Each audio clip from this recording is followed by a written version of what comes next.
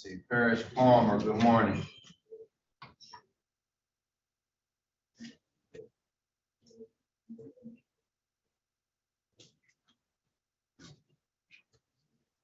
Let's see.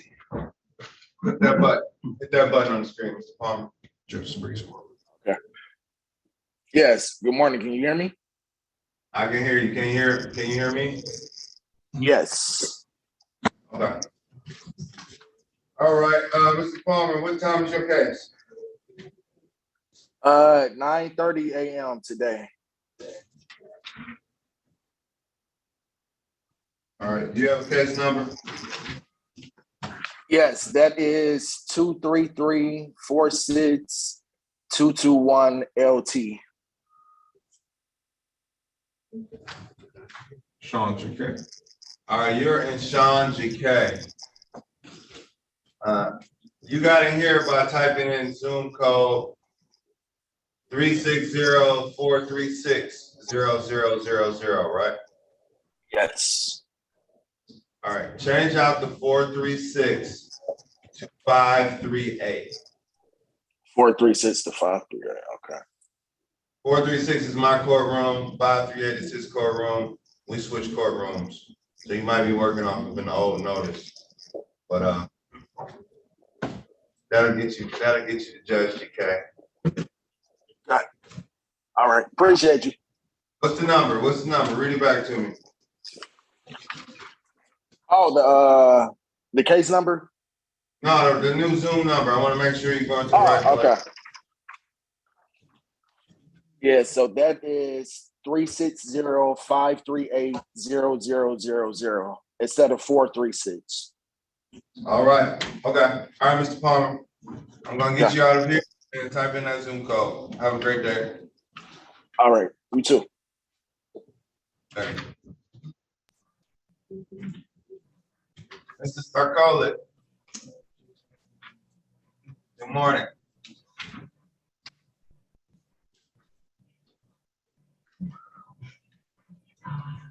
Is Patrick Ritchie here?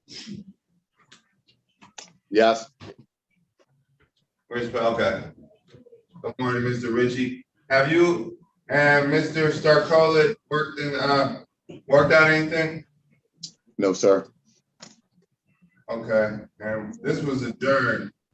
Am I right? Was a what, Your Honor? It was adjourned. This was adjourned. We were in this courtroom. Yes, sir. I was in the I had the old information and I sat in the wrong courtroom all morning, so I had to open it back up. Oh, this is a refiling. Yes, sir. Okay, because I remember Mr. Starkolit, and I thought it had been some time, so I wasn't sure why it took so long. But you refiled the case, so that answers the question. Okay, Mr. Starkolit, do you have legal counsel?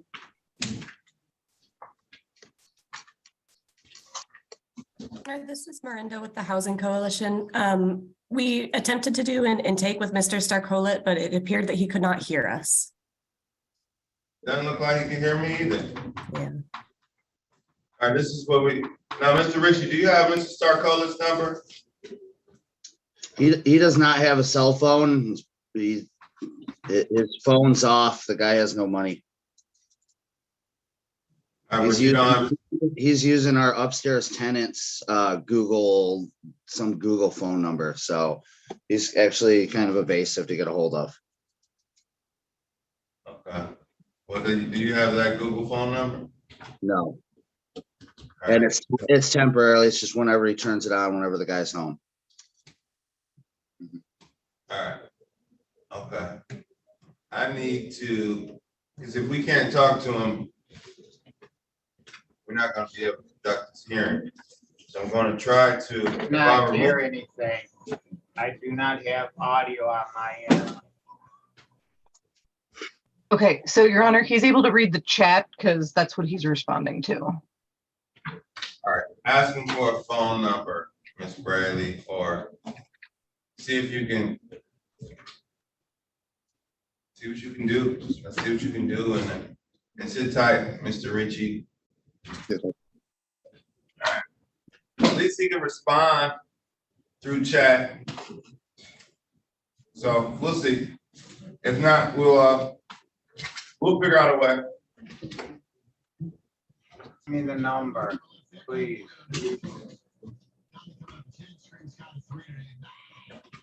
I'm giving him the phone number to call in. Okay, thank you.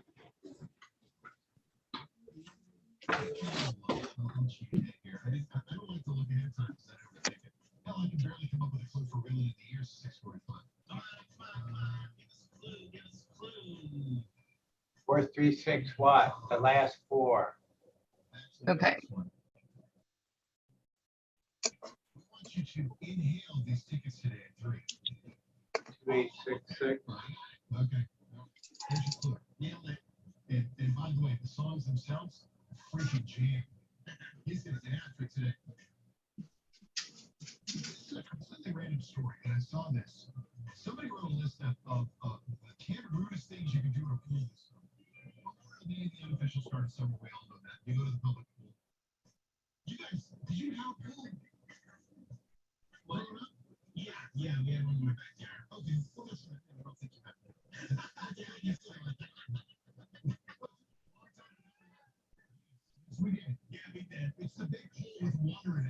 Attorney Coleman, I was muted. Did you, were you ever Hello? working? Okay, for a thing. Yes, Your Honor. So are you ready for me to call this one? Yeah, go ahead, Judge. Yeah, this is Jeffrey Starkowitz.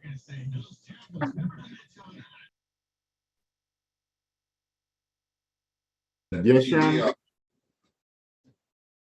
All right, can you hear me? Can you hear me, Mr. Starkowitz? Yes, I can, Your Honor. Okay.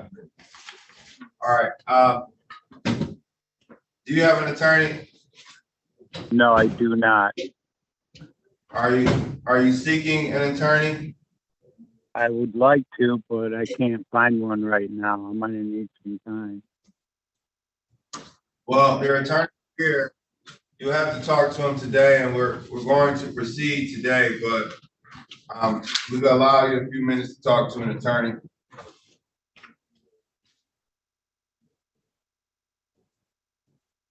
Would you like to do that? Yes. All right. Ms. Braley, I'm going to invite now. Okay. You're fast. I'll leave it to you. Oh, that was somebody else, Your Honor.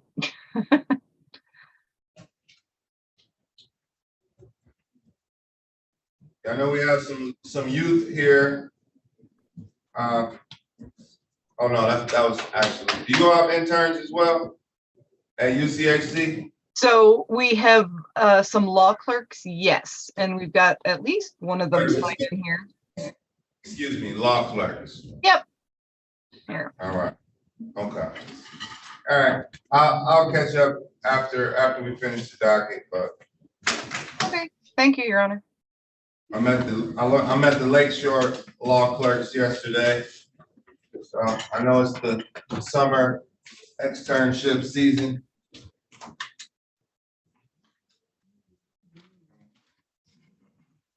We want nothing less than to max out their experience.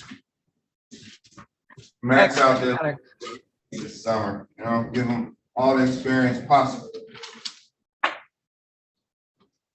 Sounds good to me. All right. Let's see. Rabbits. This is calling case number 2334-3899 Bennett Gardens versus Keandra Titus. Good morning, Your Honor. For the record, Attorney Frederick J. Coleman, P. 56548 on behalf of plaintiff. Staying for the attorney's record, Lee Rapp. Latoya Larkin, P 71569, Michigan Legal Services, standing on behalf of defendant Keandra Titus. All right. Your Honor, we're asking this matter to be set for a hearing about 2 weeks out, which would give Attorney Larkin an opportunity to reach out to Mr. Ravis and try to resolve this matter short of that hearing, but if there's not successful, we better proceed forward on that day. That's correct. All right, what's the amount owed right now, so I can just keep a tab on it? is roughly about, we're claiming is roughly about 6350, somewhere in that range. They believe it's less than that, so it's an issue of amount owed, to which they'll probably exchange documentation in hopes of coming to a resolution, but if not, then let this honorable court make the determination of what's owed and how it should be paid.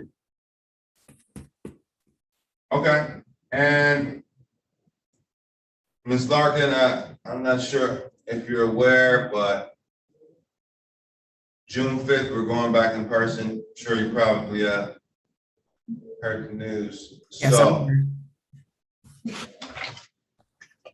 what day is best for you all? Not June 5th. no, definitely not June 5th. Other than that, any Monday, Wednesday, or Thursday would be best for me. What about June 7th? That's good, Your Honor. June 7th, okay. What time, Judge? Let's go 9:30. Sounds like a plan. Might show up as 9:31. Okay. Okay, okay, that's, I'll see you all back in 2 weeks. Attorney Coleman, I want to ask you a question, but that can wait too, because I don't want to slow down the docket, but we're gonna have a lot of cases in person now, so it's just procedural, you know, we're trying to we'll probably put everybody's cases, separate them like they used to be by attorney. Oh, So put them you in all- bulk and allow us to fill them in as we go and as the times come to submit the defaults and dismissals and things of that nature to speed up the docket. Okay. Yeah, it's just, there are more attorneys on the other side, so that your files, I just don't know the logistics on how, I guess you'll be in the hallway. Negotiate. It'd be all right. I'll touch base. I had to come by that way later anyway. All right, so yeah, and then other plaintiffs' attorneys, if you all are concerned, touch base too. If this is the time for suggestions, legal services, this is the time. We're going back in person, so this right now is not the time, but let me know. I'm open. Understood, John. John, I had one other matter. I don't know if they ever appeared. Siobhan Crawford. I think Siobhan Crawford is here. I don't know where her attorney is. Ms. Crawford.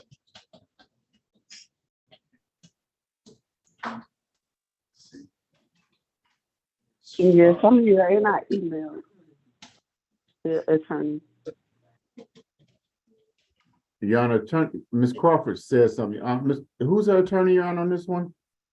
It says Pope. Larry Pope? Okay. Is Larry Pope your attorney? Yes, Okay, I emailed him. He haven't emailed me back. right across the street. Okay. You have his contact, counsel? I do not on this one. Okay, all right, well, we'll sit tight for a minute. All See right. if he arrives. And try giving him a call, Ms. Crawford, if you haven't already. I know, I saw him yesterday, so I know he's around, but we'll get him in here. Okay, I did send him an email, but I'll try calling him. Okay, all right, and I'm gonna place your device on mute. I think it's *6 to unmute. Hello, And Judge. Mr. Graham. Yes, I was still waiting to see if you had called my name. I was waiting. You said you was waiting on the attorney. Yes, TN Kirkwood Apartments. Who's the attorney for TN Kirkwood? Is Corrine Ford here?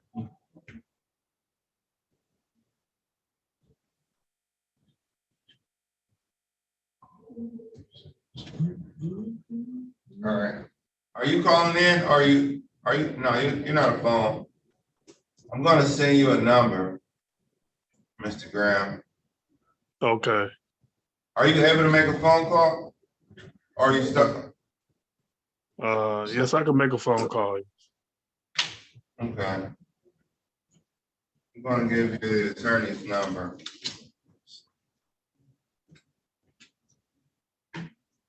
How you sending it to me? It's coming through the chat. Oh, okay. All right. It should pop up from me to you through the chat. Okay. And try to give them a call. Okay. Can I say one more thing? Sure. I was told I was scheduled to be here before for May 6th, but I didn't get any information on that. And I was told that it was I missed that one or whatever because I didn't know nothing about it. But I did get something on this hearing here though. I got this in mail. But May 6th, I didn't know nothing about that. You're afforded 2 hearings, so although that was the first one, and this is the second one, we're here to try to get it done. And are you expecting a dismissal? No. Okay, all right. We'll call them because if I dismiss it today, they'll just file a motion to reinstate it. So just call that attorney and see if she's showing up. Tell them you're here.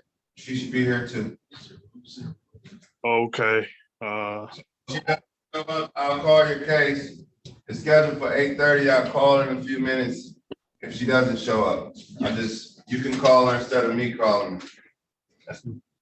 But that's not your duty either. It's also not your obligation. So it's up to you, really.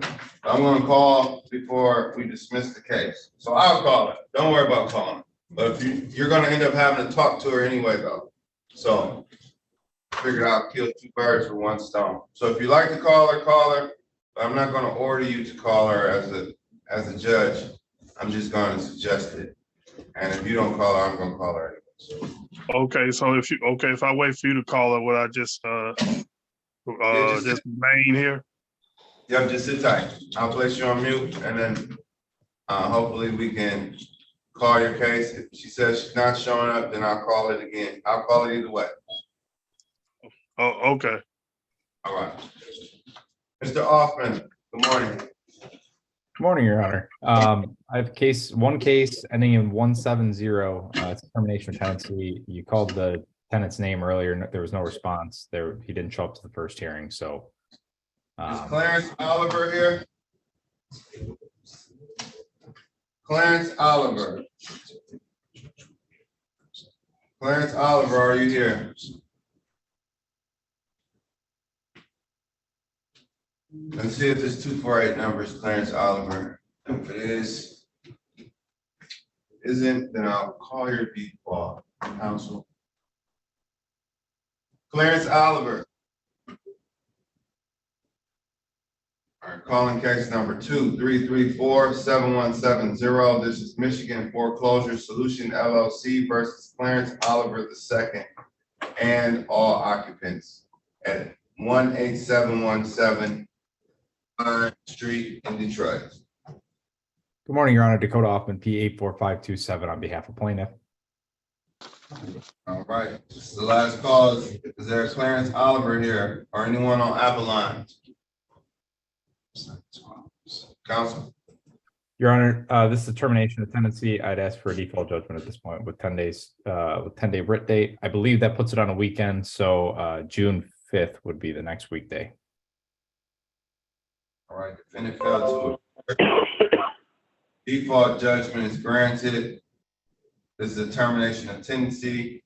No amount credit that will redeem the tenancy. Defendants must vacate by 2023 or writ of eviction may issue. Thank you, Your Honor. That's it for me today. You're welcome. Take care. You as well.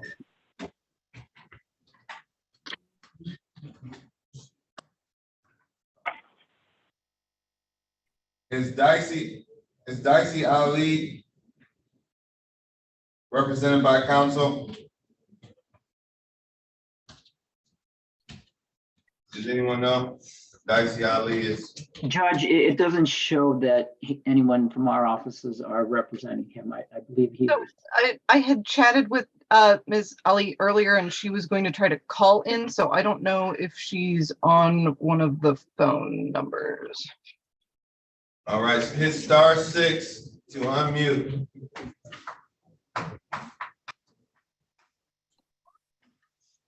All right,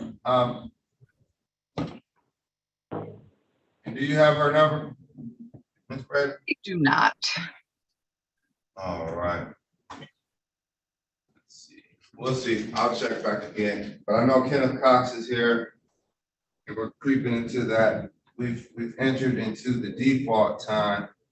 And I saw her here earlier, so I don't want to default her. I just want to make sure she's get her though. So.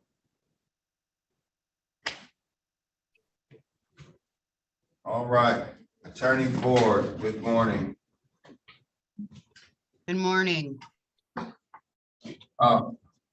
There's a Herbert Graham here who's been here and he's ready to speak to you, try to work something out.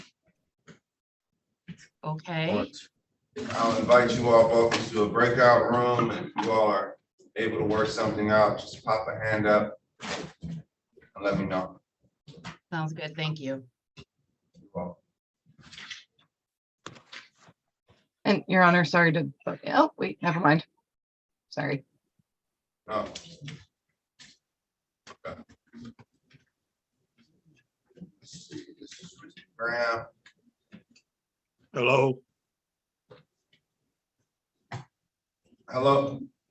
Yes, just Herbert Graham again. Yeah. Do you see that invite? Click that invite to the breakout room. Oh, okay. All right, thank you. All right.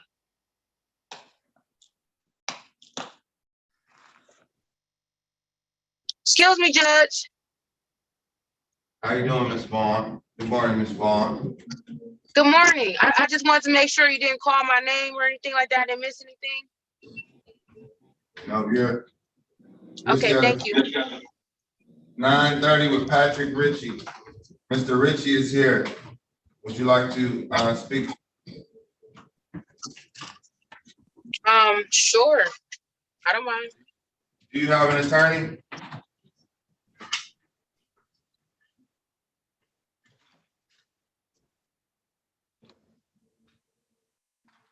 Ms. Vaughn, Yes. do you have an attorney? No, I do not. Okay, there are attorneys here. Do you want an attorney? Yes, I would like one. All right. I'm going to, let's see.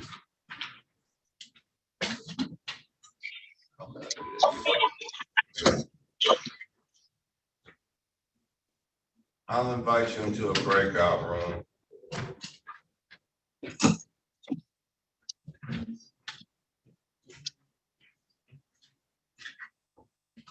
When you come out of the breakout room, please let me know when you're ready.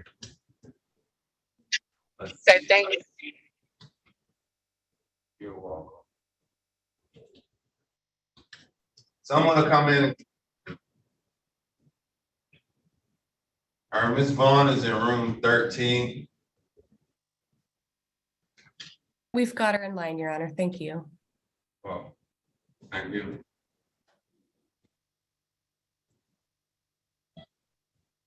Johnny May Bryant.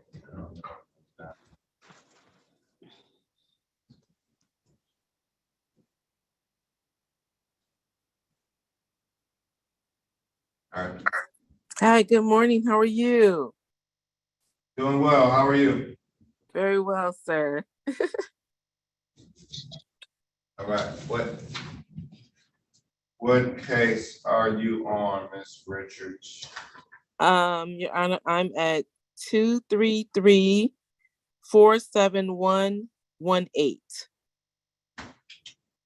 47118.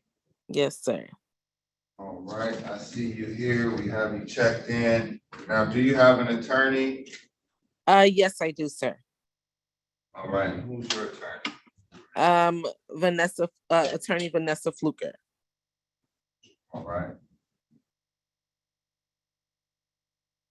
Okay. All right, thank you so much, sir. You're welcome.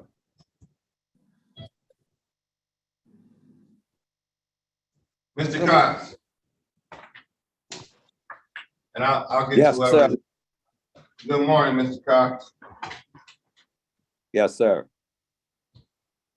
Do you have, was it Mr. or Mrs. Ali's number? Let's see. Yes, sir. Can you try giving, is it a he or she? It's a she. Can you try giving her a phone call? Well, Because- the only thing I have is just my phone. And if I do that, I would have to come off a line.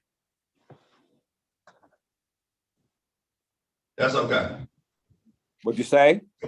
That's all right, because I have you checked in. I won't dismiss your case, but it's gonna be a delay because I don't wanna default her because she came in. So it had to be some technical difficulty. So if you get offline and come back in, we'll let you right back in. Okay, so what do you want me to do? Ask her to call in or check back into the court so we can call your case. I thought she already had called in. Yeah, but I think she got disconnected. I also have a lawyer. Is he on the scene there? Now, who's your attorney? My attorney is James Murray. Okay. He's not here yet. So maybe, okay. So we're waiting on Attorney Murray and Ms. Ali. So give it a second. I didn't hear what you said, sir. If we get Ms. Ali here, it'll move faster, and then we're still waiting on Attorney Murray. So when we get Attorney Murray in, I'll recall your case, okay? Okay, so what did you want me to do, Judge? You can just sit tight. You have an attorney. Just sit tight. I wanted you to call Miss Dicey and tell her to reappear, but that's up to you.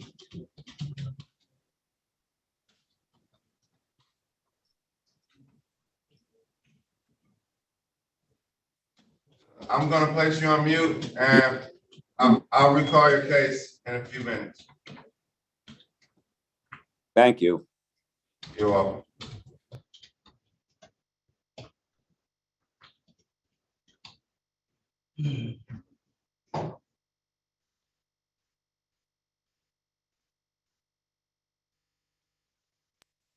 Judge, excuse me, we're trying to get attention. Oh, Ms. Hackett did go into breakout room. Thank you.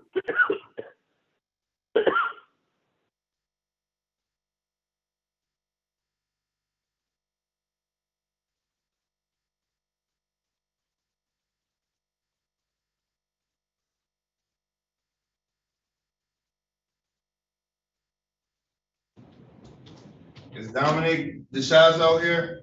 Okay, what's the case? That's my case, Your Honor. Yeah. Yeah. Okay. DeShazo? I'm here. Mr. Bouchart's on the other side. I assume Mr. Callahan is covering. Is he present? I haven't found him. I don't think so. Are you ready on?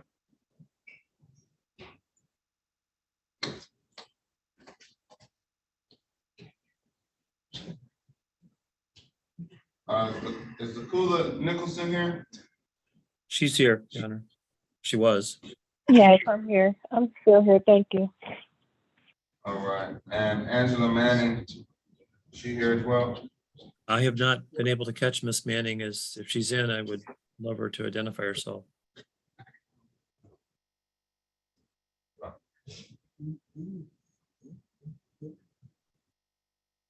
And you had the chance to speak to Mr. Harka? Mr. Harka appears to be tied up. I have texted him and called him, but I understand he's tied up with other cases, I'm assuming. Kind of working my way through my 830s. I'm almost done with them, Ted. I should be able to get back to you soon. Okay, thanks. That's fine. I'm good. Thanks for the update. Mr. Visconti? Yes, Your Honor. All right. Was Beverly Douglas, did she appear? Is that?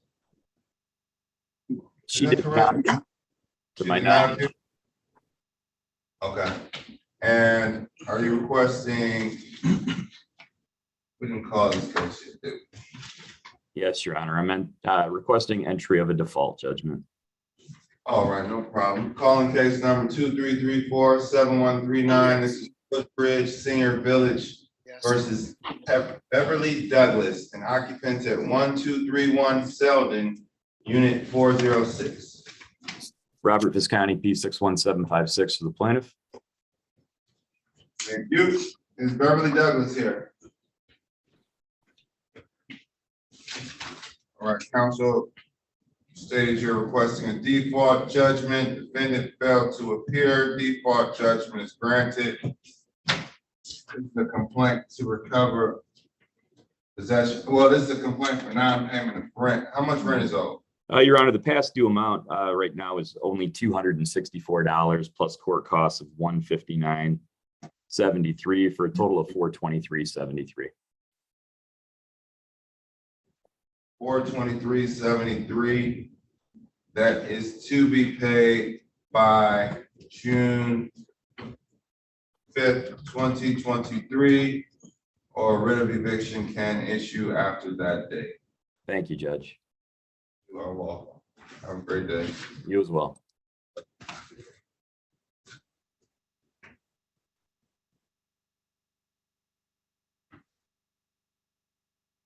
Is Pamela, our party's ready on Pamela Hilbert?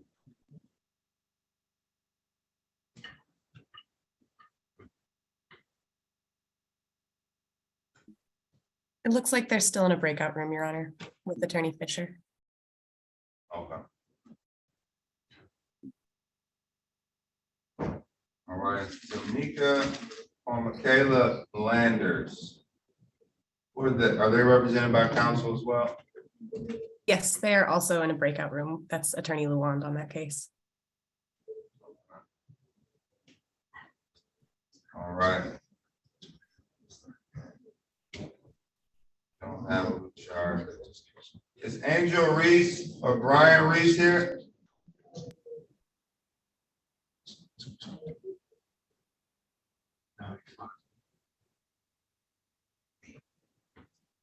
Angel Reese or Brian Reese?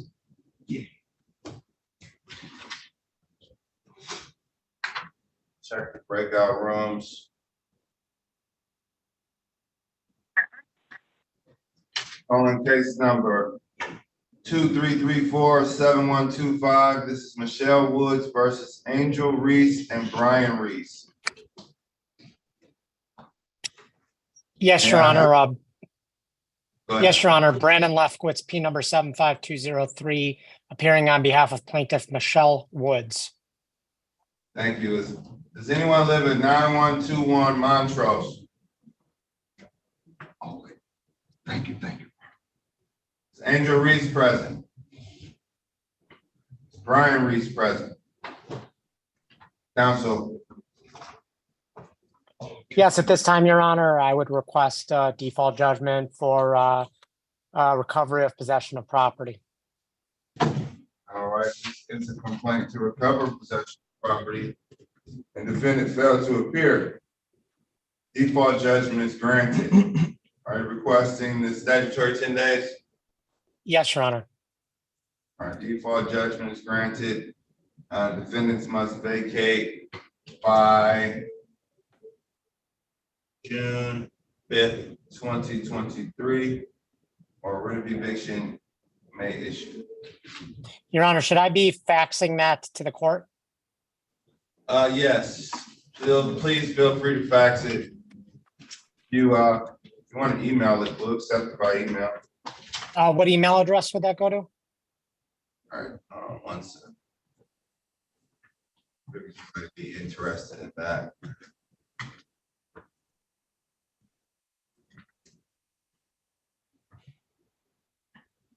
Copy and paste it so I can get the right email.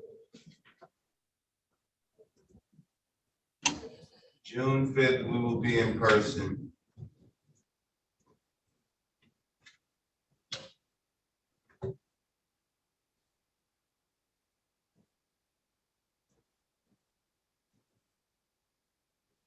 Is 36th District Court providing donuts that day, Judge? Oh. Right, providing hand sanitizer. Sounds good. Let's see. Let's see. Council, where are you? Where are you on here?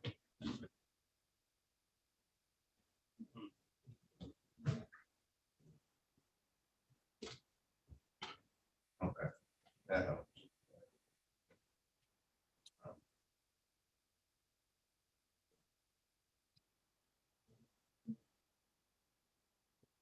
Attorney Leftwich, hold on, let me see if I can find you on this list. I don't know where. Okay, here you are. Did you get Yep, it? perfect. All right, Thank you so All much, right. Your Honor. I appreciate it. you're welcome. Take care.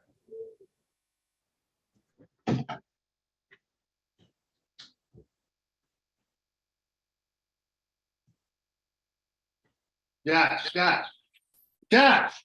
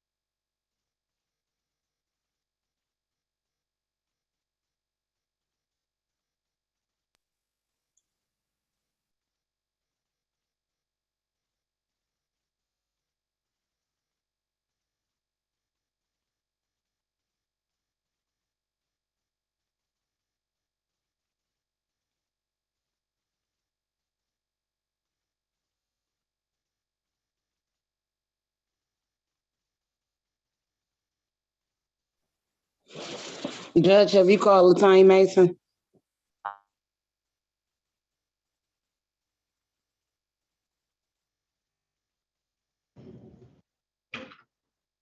What time are you scheduled, Ms. Mason? Good morning. No, I haven't called you. Is tomorrow Bolden here? I am. Okay.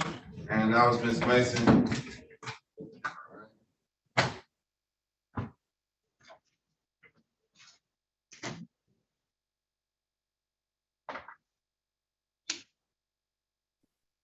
All right, Mr. Cox, I don't want to I'm not going to default your case until someone calls Miss Ali. He's talking right now. Because I saw her here earlier and I think it's a technical issue. So your attorney is present because it's only going to be a motion. It's going to be a motion to reinstate if I default her. So it's just going to delay the matter. So if you have her number or if the attorney wants to call her, whatever, Mr. Murray, if you want to call her, just someone give her a call because she logged in earlier. We'll reach out, Your Honor. Thank you. All right, thank you. Good morning. Good morning to you as well.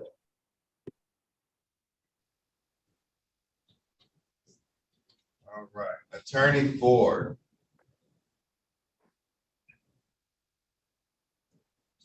Okay, they're still in the breakout. Do they have, let's see, hold on. Breakout.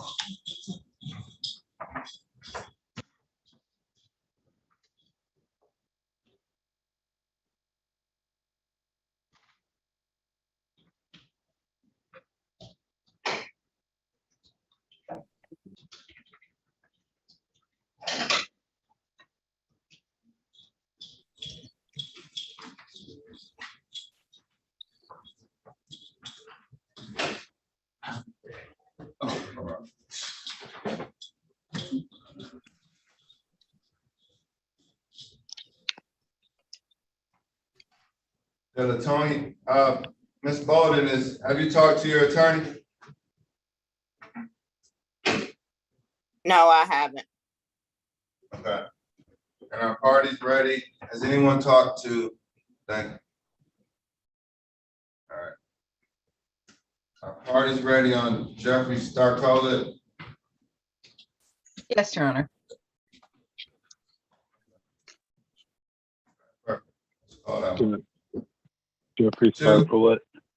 Calling case number 233-44709. This is Patrick Ritchie versus Jeffrey Starcola.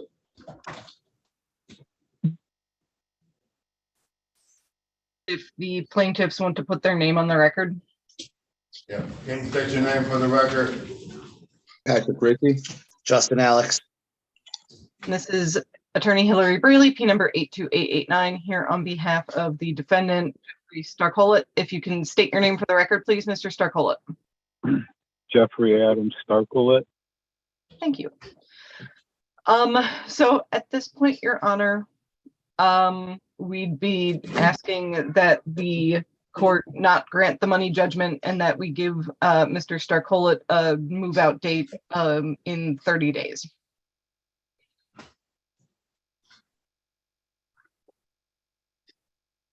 All right.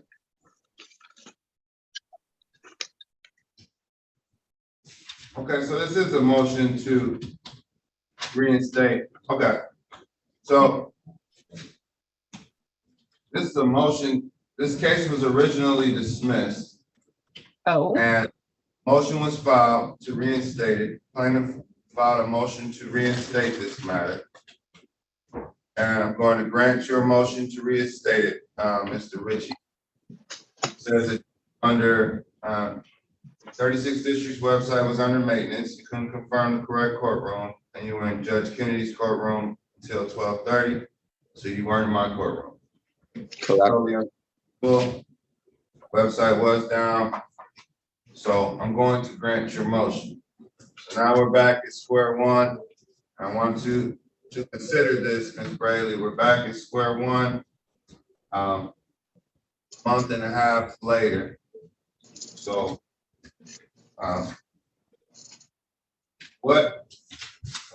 this is a money judgment. Is there a did you all have personal service? Do you have proof of service that shows personal service, Mr. Ritchie? We did professional proof of service. We had a court office, and then it was included in our paperwork email that I sent in.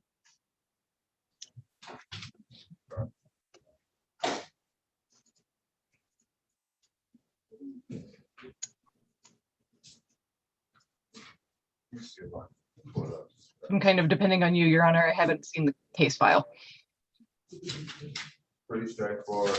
Summons in here. Yeah, 3 months of rent totaling $2,400. Is your rent still $750? It's still $750, but now some more time has went on, so it has been several more months since then. Right. So how much is owed currently? $4,050 with including $300 worth of our court costs. So really it would be 750 times 6 months.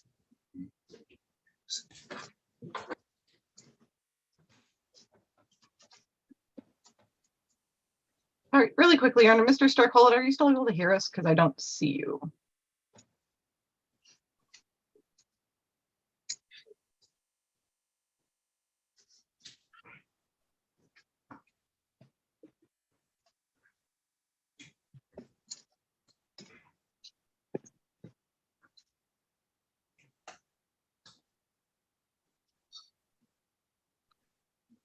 Your Honor, I think, I don't know if Mr. Starcola can hear us, because I think his phone dropped off.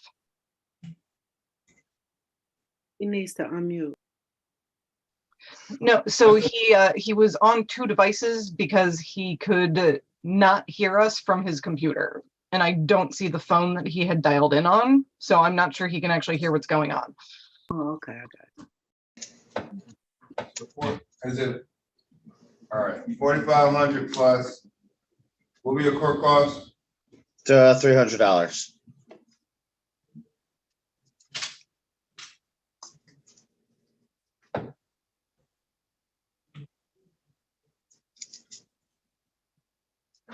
All right. So, Mr. Starcola, it looks like he's calling back in. All right. Let's see.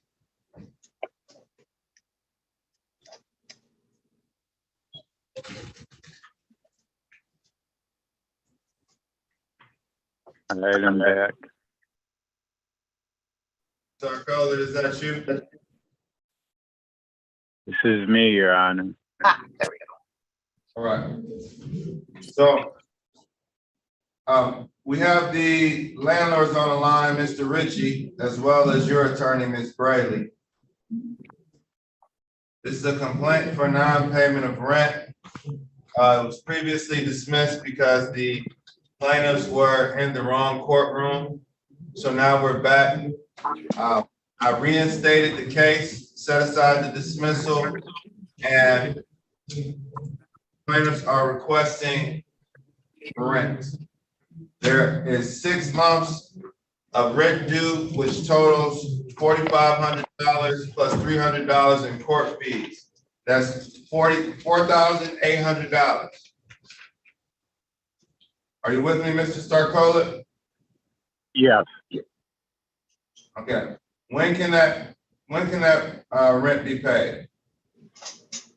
I don't know. I gotta get a vehicle to go to work. What'd you say? I need to get a vehicle so I can go to work. Okay. Yeah, Okay. yeah. Had car issues and no longer has a vehicle, Your Honor. Okay. All right. Yeah, So- when I moved in here, somebody torched my vehicle and they were aware of the situation I was under.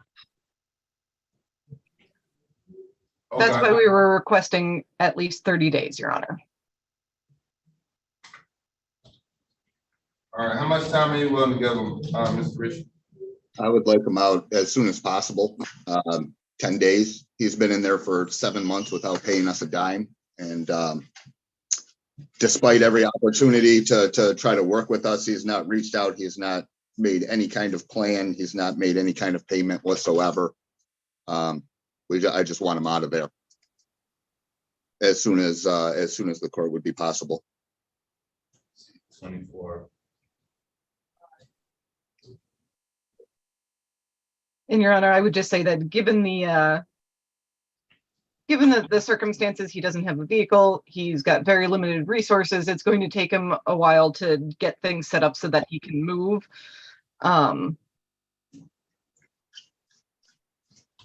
Okay. The court's going to go somewhere in the middle, 21 days, and the most available business day after 21 days is June 20th, because Monday is a holiday. So, Mr. Starcola, you must either vacate or pay $4,800 by June 20th, 2023. The 21st of June? The 20th of June. 20th, okay. So it's either pay or vacate. If neither occur, then a writ of eviction can issue. All right. Thank you, Your Honor. You're welcome, and thank you for your patience. There's a money judgment paid for on here, and I just want to ensure personal service. Mr. Starcola, how were you made aware of this lawsuit? I received this in the mail last week, Your Honor. Okay, did anybody give you any documents in person? Back before the original case, it was the day before court that I got served in person. Is that the day before court? Yeah, But you were served in person? yeah. Okay. All right, court's gonna enter. They pay, you all paid for the money judgment. I'm going to enter the money judgment. For payment of rent in the amount of $4,800.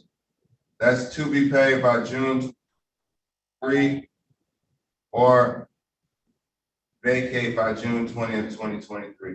But that's the judgment of the court. So after June 20th, Mr. Starcola, there's a chance that an eviction can be filed if that payment isn't made, or if you are prohibited vacate. Your Honor, I don't know Yeah. if this would be possible, given that you're granting the money judgment, but is it remotely feasible to do the judgment against all occupants? How would that, I don't know. I think that would. My concern is that with the judgment, it's going to both, it basically would follow him around and be more punitive than anything else.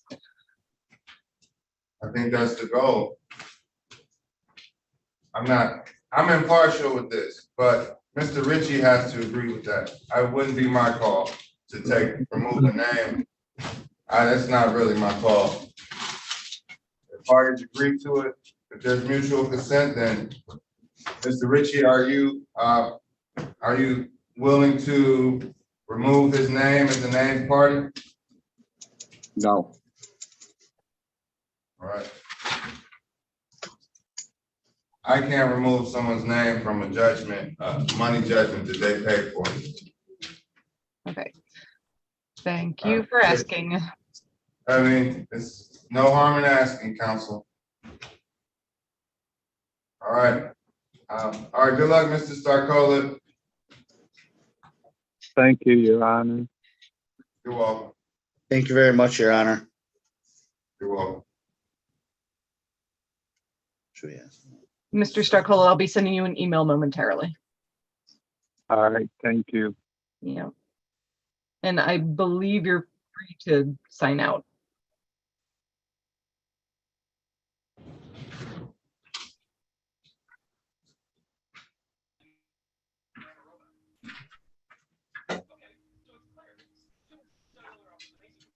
Party's ready on Fantasia Vaughn.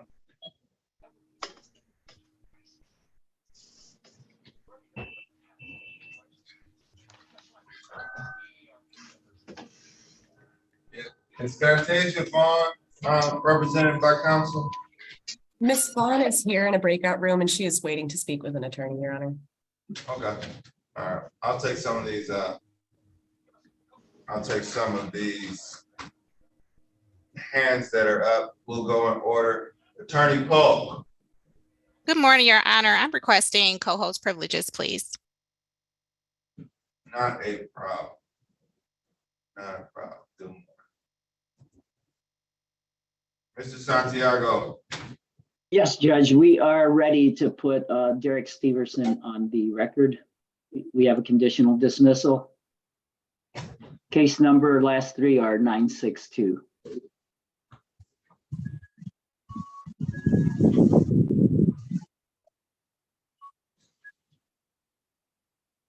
Calling case number 53344962 Field Street I versus Derek Steverson. Derek Steverson here. Thank you, Mr. Steverson. Good morning, Your Honor. Robert Santiago, Michigan Legal Services, P57157 on behalf of the tenant, Derek Steverson. I believe Mr. Callahan was here on behalf of Mr. Butchart. We did agree to convert this to a termination and do a conditional dismissal with a 30-day move out, with the date being June 26th. I don't know if Mr. Callahan is currently on the record. Oh, there he is. I'm here, Kevin Callahan, P78273. I'm assuming this is for case ending in 962. That is a correct assumption. Winning. Thank you, Judge. Yeah, I think, I don't know what Mr. Santiago put on the record, but we're agreeable to a conditional dismissal with a 30-day vacate that would put us at June 26th. Then the matter would be converted from non-payment to a termination of tenancy. Sounds like you all are on the same page. Cool. Mr. Stevenson, do you all, Yeah. do you know what's going on? Yeah, I know what's going on. Okay, so this was a non-payment of rent. It's being converted into a termination of tenancy, so you won't be able to redeem it. However, it seems like you're getting until June 26, 2023 to vacate. Okay. All right, did I miss anything? No, you Nope, didn't. other than opposing counsel is going to draft it, send it over to me, and we should get it faxed to the court within a day or so. Okay, oh yeah, Mr. Stevenson, do you give Mr. Santiago permission to sign your name? Yes, I do. All right, well, you have a great day, and thank you, parties. Thank you. Okay. Thanks, Judge. Thanks, Kevin. Take care, Derek. All right, you too, Mr. Santiago. Hey, Mr. Santiago, do you got my email address? I do. I will send you a Email. copy when we submit it to the court. Okay, thank you. You're welcome. Attorney Ford, Here, Your Honor. were you all stuck in the breakout room? No, we were actually working things out, so we came back when we were done. I wasn't sure, so I'm glad you ignored the invite, but people have gotten stuck, so I didn't know if you had co-host privilege or not. Okay, calling case number 2334-7099. This is TN Kirkwood Apartments versus Herbert Graham. Maureen Ford on behalf of Terra Novus, the plaintiff. Thank you. Mr. Graham, Yes. can you state your name for the record, sir? Herbert Graham. Thank you, Mr. Graham. Were parties able to work out some type of resolution? We were, Your Yeah. Honor. All right, what are those terms? We came to the conclusion that as of today, $600 is owed in unpaid rent. And then there are court costs in the amount of $110 and a $75 statutory attorney fee for a total amount owing of $785. And with a pay or move out date of June 5th, 2023. We're entering into a consent judgment. That's the plan. June 5th, 2023. So, Mr. Graham, are you aware that $785 needs to be paid by June 5th? Yes. Or if you were to vacate, either or, a writ could issue, let's see, June 5th is a Monday. So June 6th, a writ of eviction could possibly be issued. Do you understand that? Yes. And this is a consent judgment. You're unrepresented by counsel. So Michigan Court Rule 4.201I would apply, which means that you can file a motion within 3 days. If you came home or you got on the internet and realized that, oh, this is a bad deal. But you have that right. If you have some cause for a motion, we'll hear it, but that's because you're unrepresented. So this may be a good deal, this may be, it's whatever, but you have that right within 3 days. Are you clear on that? Yes. Okay, and does Attorney Ford have permission to sign your name on the consent judgment? Yes. We're not in person, so if we were in person, I would ask you to come up, ask you to sign the judgment, or she would ask you to sign the judgment, she would sign the judgment, and we'll be done. But we're remote, so unless she's about to email it to you and get it back, the consent, and that's why I asked for your consent, just to clear that up. So you do give her consent, correct? Yes. All right, any questions? Oh, but just to be clear, Your Honor, we're not going to take the money judgment on this one because he was not personally served. Okay. Just want to let you know that. But other than that, I think that's everything today. Thank you for that note. there's no money judgment being entered, okay, Mr. Graham? Okay, all right.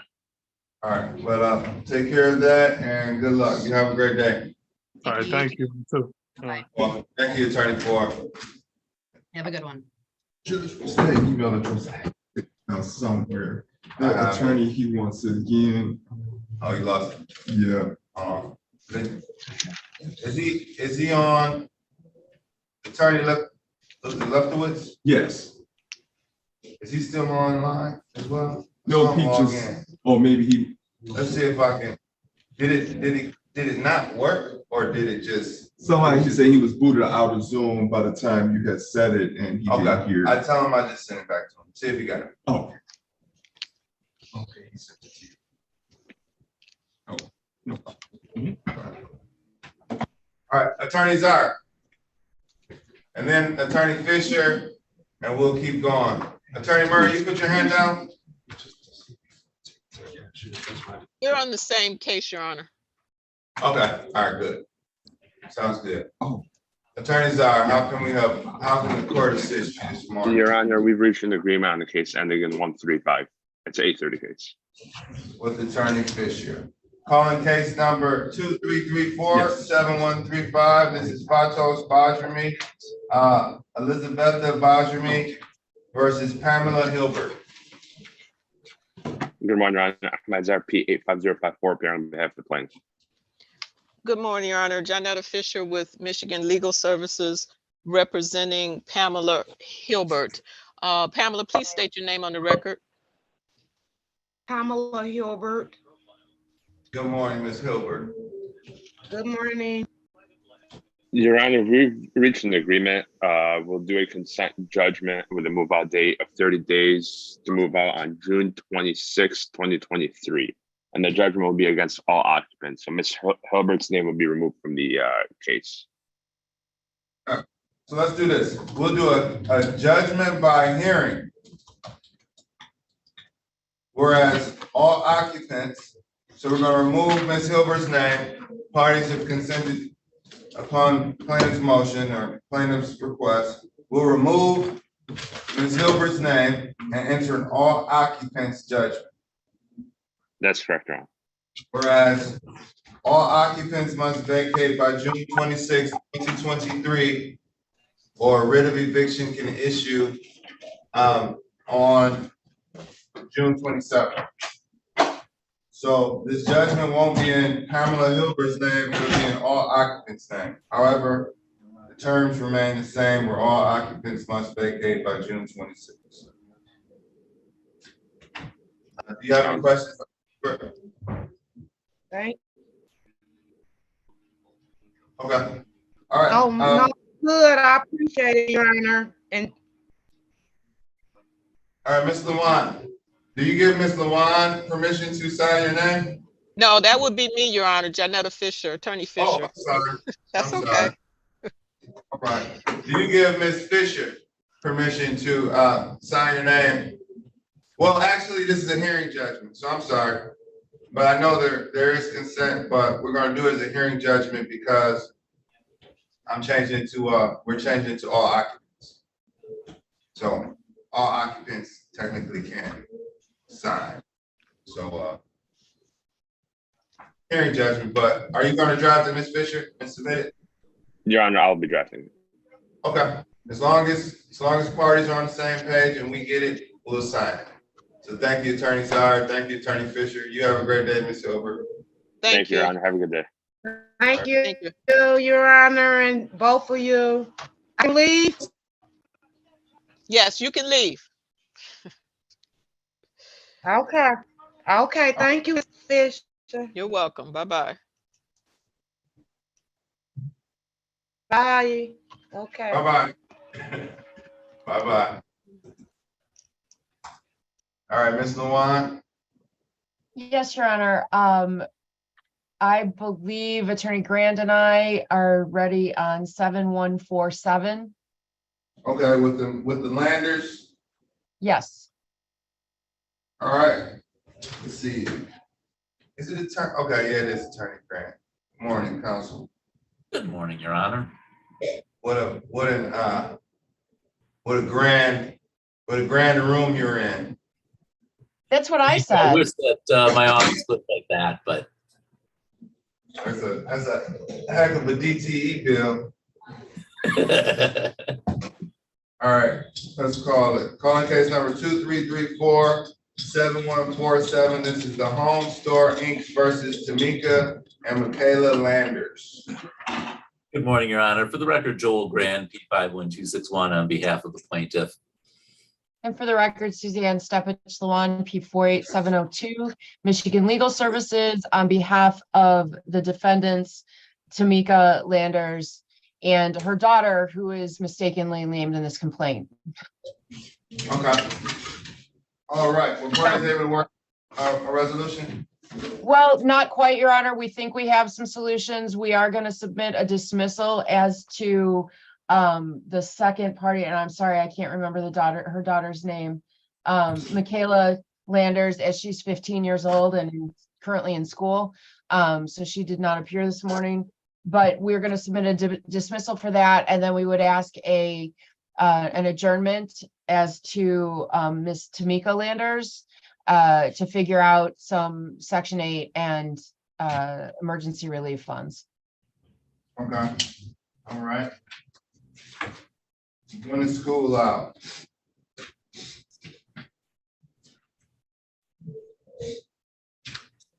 Okay, so let's enter a dismissal for Michaela Landers.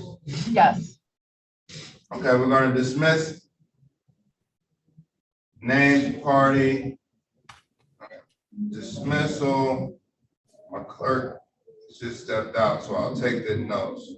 Dismiss for. As to Michaela.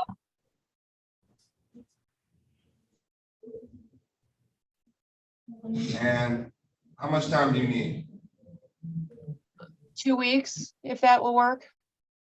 All right, now, you know, the digital days are over on June 2nd. We are looking forward to meeting you in person. All right, do you second that emotion, Attorney Graham? Your Honor, I have very mixed feelings about coming back in person. I'm hoping that the efficiencies will outweigh the additional time costs of coming in person. I think it will. I think it will, and the camaraderie will.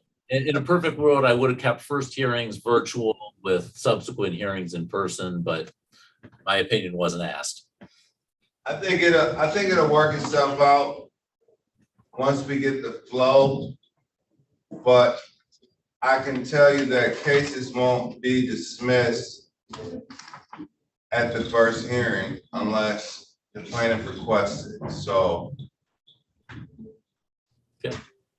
You know, if a plaintiff's attorney failed to appear at the first hearing, I probably wouldn't dismiss it. But I mean, I guess it's encouraged to show up, but you'll get your court date. So I'll leave it up to you, counsel, on that. So I agree with you on that, but I don't know how it will work. Eventually the times will overlap and probably you'll get your date on the same date you have your first hearings, and then you can knock out both at the same time. So do we need 2 weeks?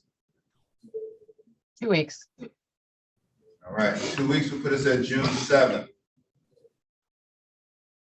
What time? 10 a.m. Your Honor, I have a conflict with that time and date. If we could do it either that afternoon or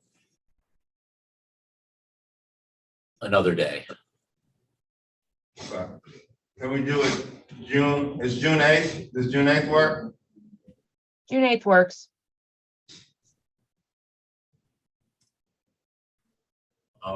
June 8th will work. I'll already be in 36. Okay, perfect. June 8th at, what time are you at 36? I have an 8:30. I have an 8:30 in 36. All right, let's set it for 9:30. June 8th, 2023 at 9:30. If parties are here earlier, I'll call it. Great. And just so I'm clear, Your Honor, do you want us to dismiss it, to submit a dismissal as to Michaela, or are you going to do that? Submit. Oh, okay. And then we'll make sure we sign it. Terrific. And I apologize. I forgot to say that Miss Tamika Landers is in Tamika Landers is in the courtroom. So if you would like her to make an appearance, she can. Absolutely. We're still on the record. Ms. Landers, can you state your name for the record? Do you unmute and state your name, please? Tamika Landers. Good morning, Ms. Landers. So your daughter will be dismissed from this case, and we're adjourning this to June 7th at 9:30, but we'll be in June 8th, Your Honor. June 8th, I'm sorry. Thank you. At 9:30, so that's in person. I have to come down there, correct? That is correct. Okay. All right. You have a great day. That concludes Thank this you, Your matter. Honor. Thank you. And Tamika, I will send you an email. Your Honor, while I have you, we have another case in our office that Excuse me, can I leave or do I have to stay? yes, you Oh, can you're leave. free to leave. You're free to leave. Okay. Have a great Sorry. Thank you. Have a great day. And while I have your attention, Your Honor, we have another case that is showing up on our docket.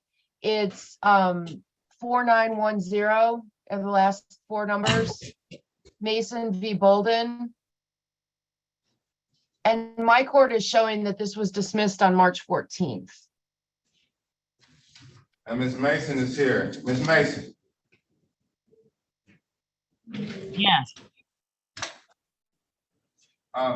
Was this matter dismissed?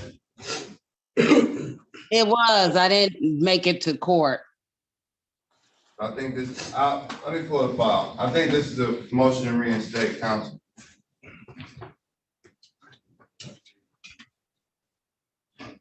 Yeah, this is a motion to reinstate. How's your mother doing? She's doing a lot better. Thank you for asking. You're welcome. Yeah, this is a motion to reinstate counsel.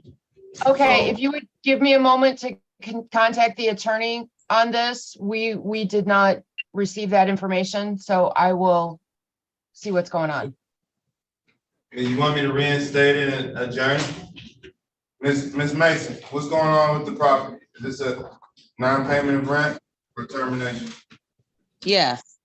Ms. Bolden's been in my property since she hasn't paid since October 2022. And hold on, let's call this case briefly and then I'll go Ms. Bonds, Attorney Coleman, Attorney Murray, Attorney Booth, and then Attorney Fluker. And your client's here, Attorney Fluker. Yes, sir. And we have an agreement to put on the record, Mr. Hooper. Okay, so we'll just keep going in queue. Let's pass this, Ms. Lamont. Okay, we're trying to get a hold of the attorney of record right now. All right, then pop a hand up when you're ready, and then I'll call it. Thank you, Your Honor. All right, Attorney, you're welcome. Attorney Bonds. Hello, I just wanted to know if I could have co-host status. I think you're good to go. Yeah, you're in good shape. Good morning, Your Honor. This is Attorney Barish. Sorry to interrupt. I just need the same thing. Yes, you do. Yes, you do. Thank you, Your Honor.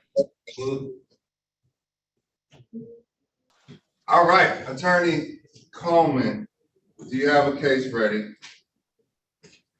Your Honor, I do not. I'm coming back for that case that was scheduled for 9 o'clock. I was waiting on Attorney Polk. I don't know if she ever appeared.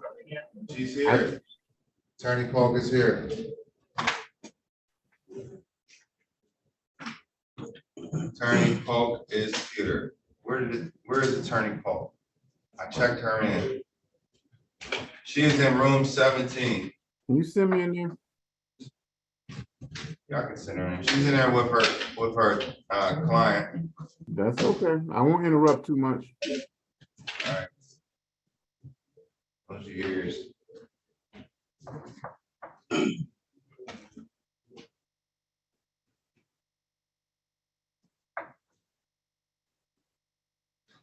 Right there, room 17. All right, pop a hand up when you're ready. Attorney Fluker. You say you have a resolution on 7118 with Attorney who? Yes, sir. We sure do. All right, let's call it. Calling case number 2334-7118. This is Queen Lillian 2 LLC versus Lavina Richards. Thank you, Your Honor. Paul Hughes, P31986, appearing on behalf of the plaintiff. Good morning, Your Honor. May it please the court, Vanessa Fluker, P64870, on behalf of defendant Lavina Richards. Your Honor, I'm pleased to advise the court that we've reached the proposed consent judgment. The amount of rent is $4,802.81, court cost of $162. Total amount due $4,964.81. Is agreed that the defendant shall pay or move by June 16th. The named defendant will be dismissed. This will be a consent as to occupant. The parties agree that if the payment is made or if they move and turn in keys by the 16th of June, that they will set aside the judgment and dismiss the case non-proton. And Ms. Fluker has given me permission to sign the consent on behalf of her and her client. That is correct, Your Honor, and my client is here in the courtroom, Lavina Richards, and we have discussed the matter and we're in total agreement with the terms as set forth on the record. Okay. I have two things. Let's do a hearing. Let's do this as a judgment by hearing. Okay. And with the same terms, and then your math. You said 496481. Correct, Your Honor. Correct. Is it 474? 4964.81. $4,964.81. Okay. All right. And that must be paid by June 16, 2023. Correct, Your Honor. All right. Ms. Richards, do you understand the terms of the agreement? Yes, I do, Your Honor. All right. And you have a great attorney, so I think you're in good hands. Thank you so much. Thank you, Ms. Yes, sir. Fluker. Thank you Good to so see much, you. Your Honor. It's very good to see you, Your Honor. See you too, Mr. Hood. And Ms. Fluker, do you have consent to sign Ms. Richards' name? Yes, I do, Your Honor. Okay. All right. Well, the court is satisfied. You all have a great day. I know Thank Mr. you. Booth. All right, All right. you too, Your Honor. Okay, we're gonna have a wonderful Yes, day. Have a great day. Thank you. I know you have a few more cases in here, counsel, so let's call some names. I'll call some names after I get done with two hands that are up. Attorney Callahan.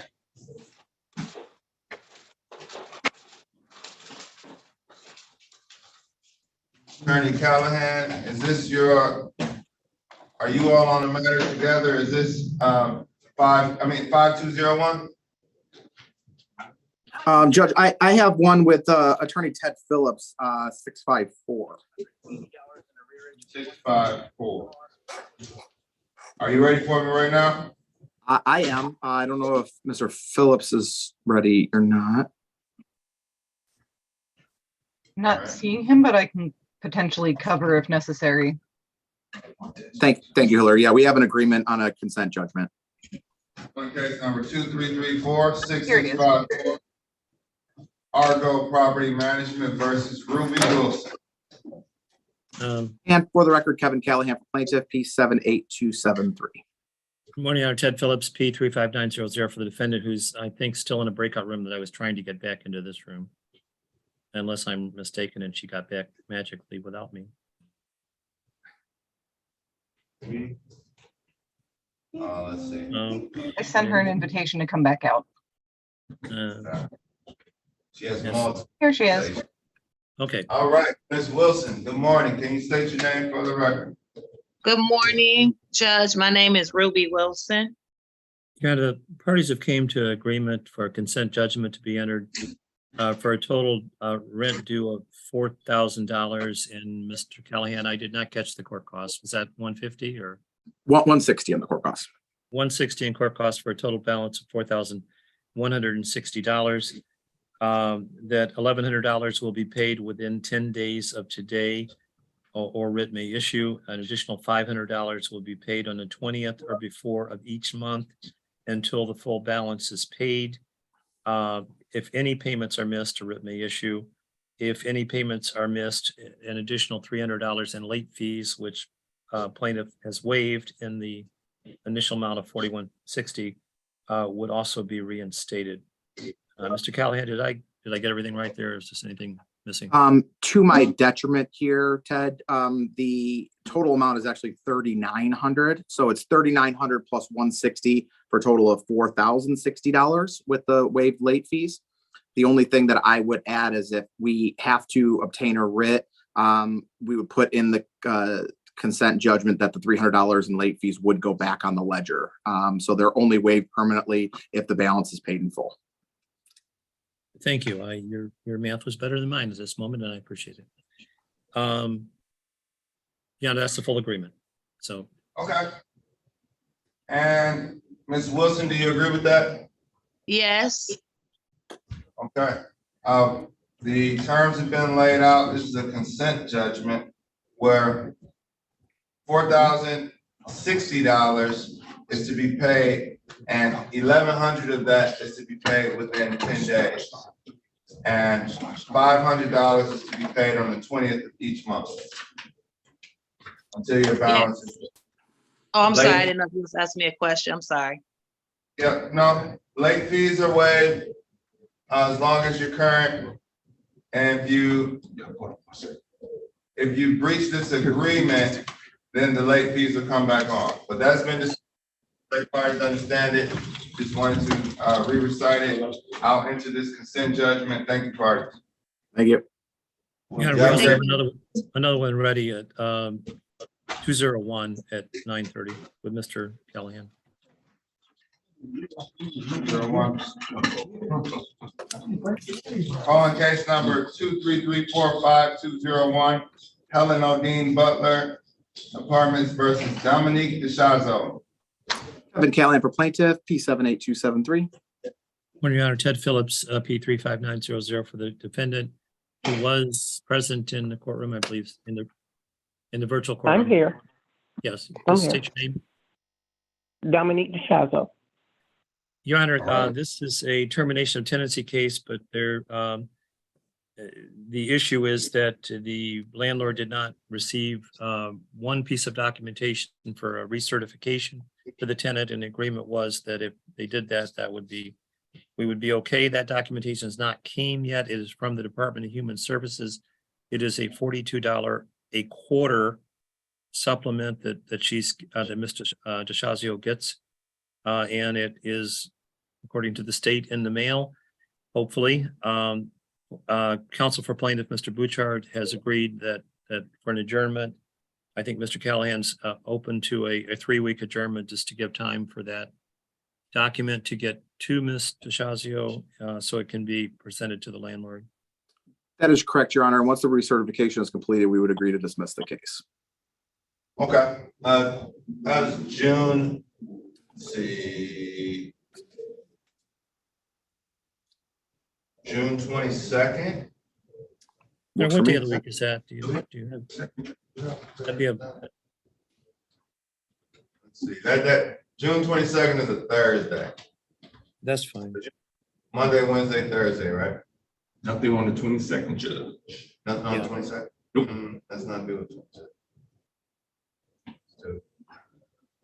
Yeah, when we go live, it'll probably be more like one day I'll be there, but at any rate, that's fine for that day, this one. Let's see. Should be resolved anyway. What time? I don't think the 27th is a good day. The 22nd is a good day. Let's see. Trying to get you something close. I know it's June 21st, Judge, 6. How about the 21st? That's fine. Okay. Okay, June 21st at 9:30. Okay. Thank you, Your Honor. Thank you, Mr. Callahan. Thank Mr. you. Shazio, you're free to go. Thanks. All right, have a great day. Thank you.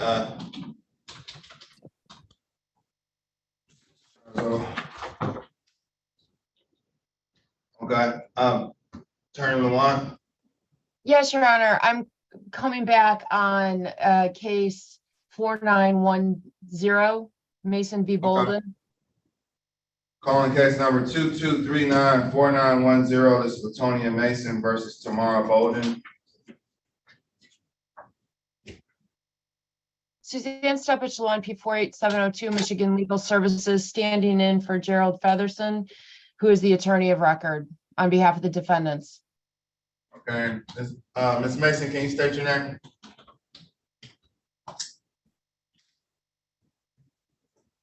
Latanya Mason. Thank you, Latonya Mason. And Ms. Bolden, can you state your name? Tamara Bolden. All right, thank you. This case was dismissed on, this case was dismissed on the 14th for a party's failure to appear on March 14th. A motion to reinstate was granted. And Your Honor, we would ask for an adjournment. We would ask for an adjournment, despite the fact that Mr. Featherson is an attorney of record. Our office did not receive any notice of this motion. And so we would ask that plaintiff send Mr. Featherson the motion, and we adjourn this until such time that he can be here. Granted, motion's moved. Motion's moved, because I granted the motion. So motion to reinstate. It's I'm not gonna adjourn it for the purpose of the motion. I'll adjourn it.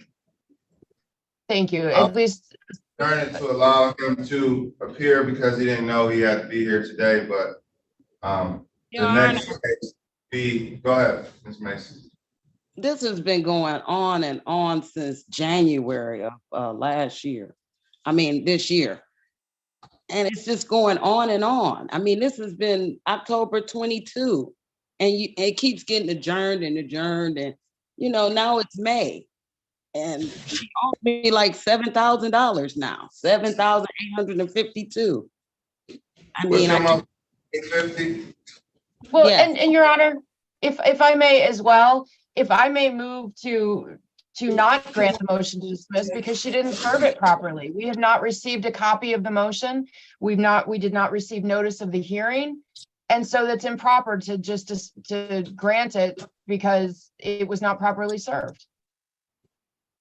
All right, so I'm going to grant the motion to dismiss, the motion to reinstate the case, as I have every other motion that's been presented in front of me for missing court. It would have been quicker to just refile the case, to be honest with you, but Ms. Bolden, when's the last time you paid rent? September. Why haven't you paid any rent? Well, I tried to pay the first time we went to court in December, and she asked the judge, could she apply for an eviction? And then the next time we went to court, I don't remember what happened. And then we were in your courtroom and she didn't appear.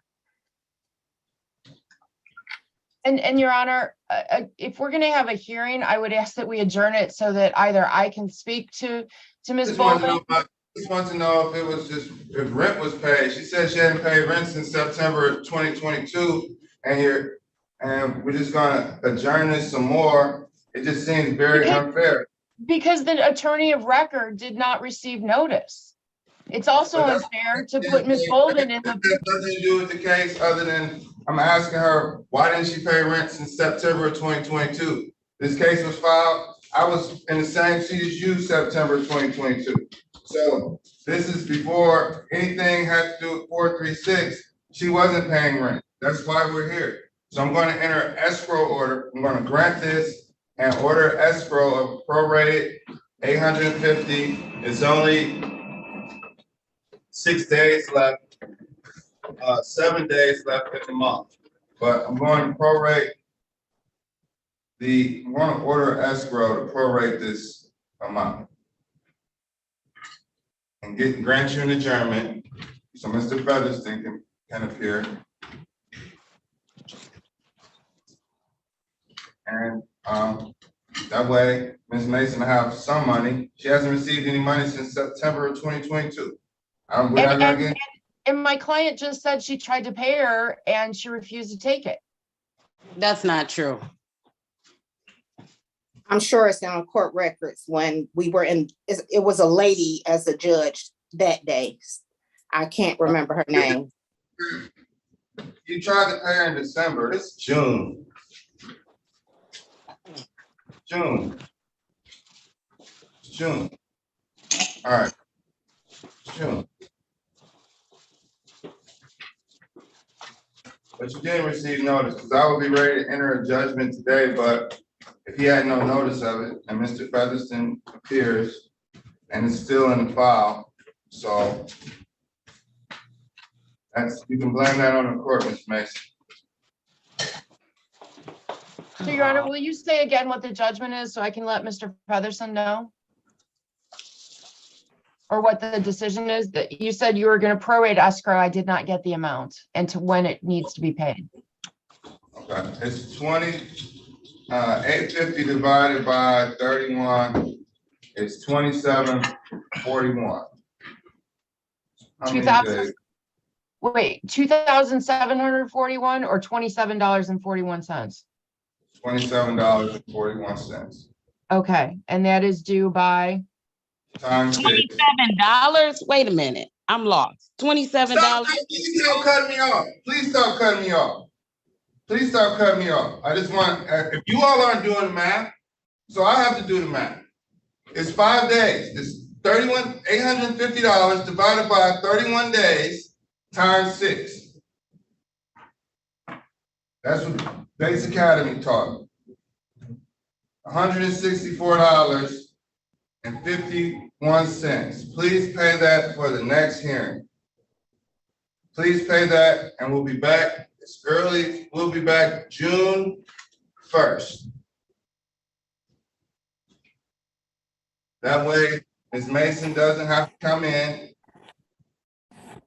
and you'll have enough time to prepare. But please, and I apologize for yelling, but 2741 times 6, $164.51 to be paid before the June 1st hearing.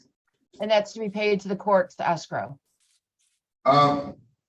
It's to be paid directly to the plaintiff because the order of escrow won't be entered before she pays, and they won't accept it. They won't accept it at the window. So, Ms. Bolden, do you have a way to pay Ms. Mason? Yes. All right. Feel free to pay more, but the court can only order a prorated amount of rent that's currently owed. So I can't order future rent, and we're not gonna address the past rent right now. We only address here to the next hearing. So I'll see you all back June 1st. Ms. Bolden, I'm going to pull you into a breakout room, so please accept the invitation. Okay. Is there 9? Judge. You are 9:30 a.m. 9:30? 9:30. Same courtroom? Same courtroom. Yep, you'll finish up in here. All right, thank you. Well, you all have a great day. You too. All right. Attorney Murray, good morning. Good morning again, Your Honor. Hope all is well. All right, what do you have ready, Mr. Murray? I had the opportunity to speak with Miss Ali, the defendant in the matter, and she indicated she should be in the waiting room at this time. Okay, I think that Miss. Yeah. She should actually be in here. Okay, yeah. Here she is. Yes, I'm here. Good morning, you guys. Good morning, Your Honor. Good morning. All right. All right, parties ready on. Are you ready on this, Attorney Murray? I'm ready, Your Honor. Okay.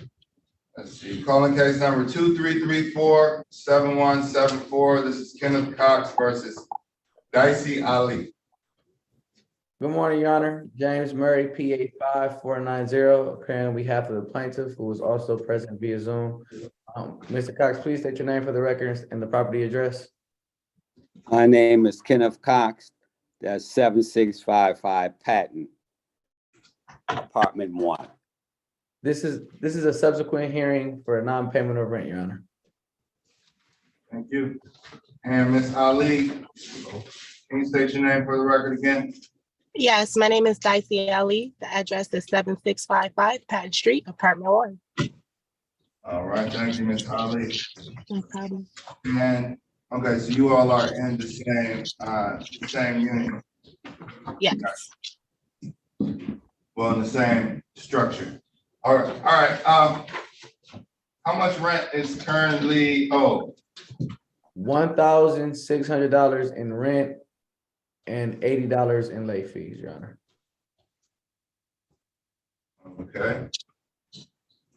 And do you all have an agreement? Have you all worked something out already? Yes, I've had a chance. You can go ahead and speak. Okay, you could, yeah, you could put it on the record. I've had a chance to speak with Ms. Ali, and she's indicated that she will be able to make such payments within the end of the month. So I would say we could do 10 days just to give a little extra time. That'll be fine. All right, 10 this out to June 5th. So you're agreeing that you'll pay $1,680. Are the court costs? Did you include your court costs? No, Your Honor, that would include $55 in court costs and $75 statutory attorney fee. Okay.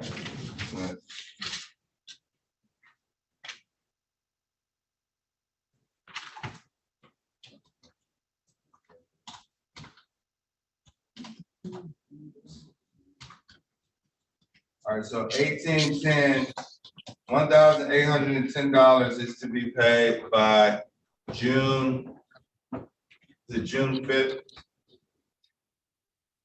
That was 1,810. Yeah, 1810. Gotcha. That's 2023. Or writ could issue after that date. Okay. All right. Good luck. Good luck, Miss. Thank you. God bless. God bless you too. All right, thank you, Mr. Murray. Thank you, Mr. Cox. Always a pleasure. Have a good day. All right, you too. All right, we need to call some names. We're done with the 8:30s. Attorney Pope, are you? Mr. Santiago. Yes, Judge. Do you have a matter ready? Yes, Judge. Ending 708.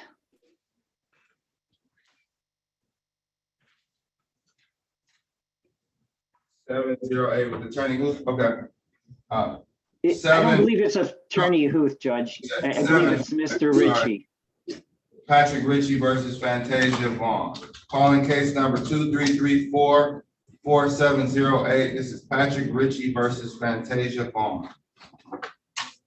Good morning, Your Honor. Robert Santiago, Michigan Legal Services, P57157, on behalf of Fantasia Vaughn, who is present in the courtroom.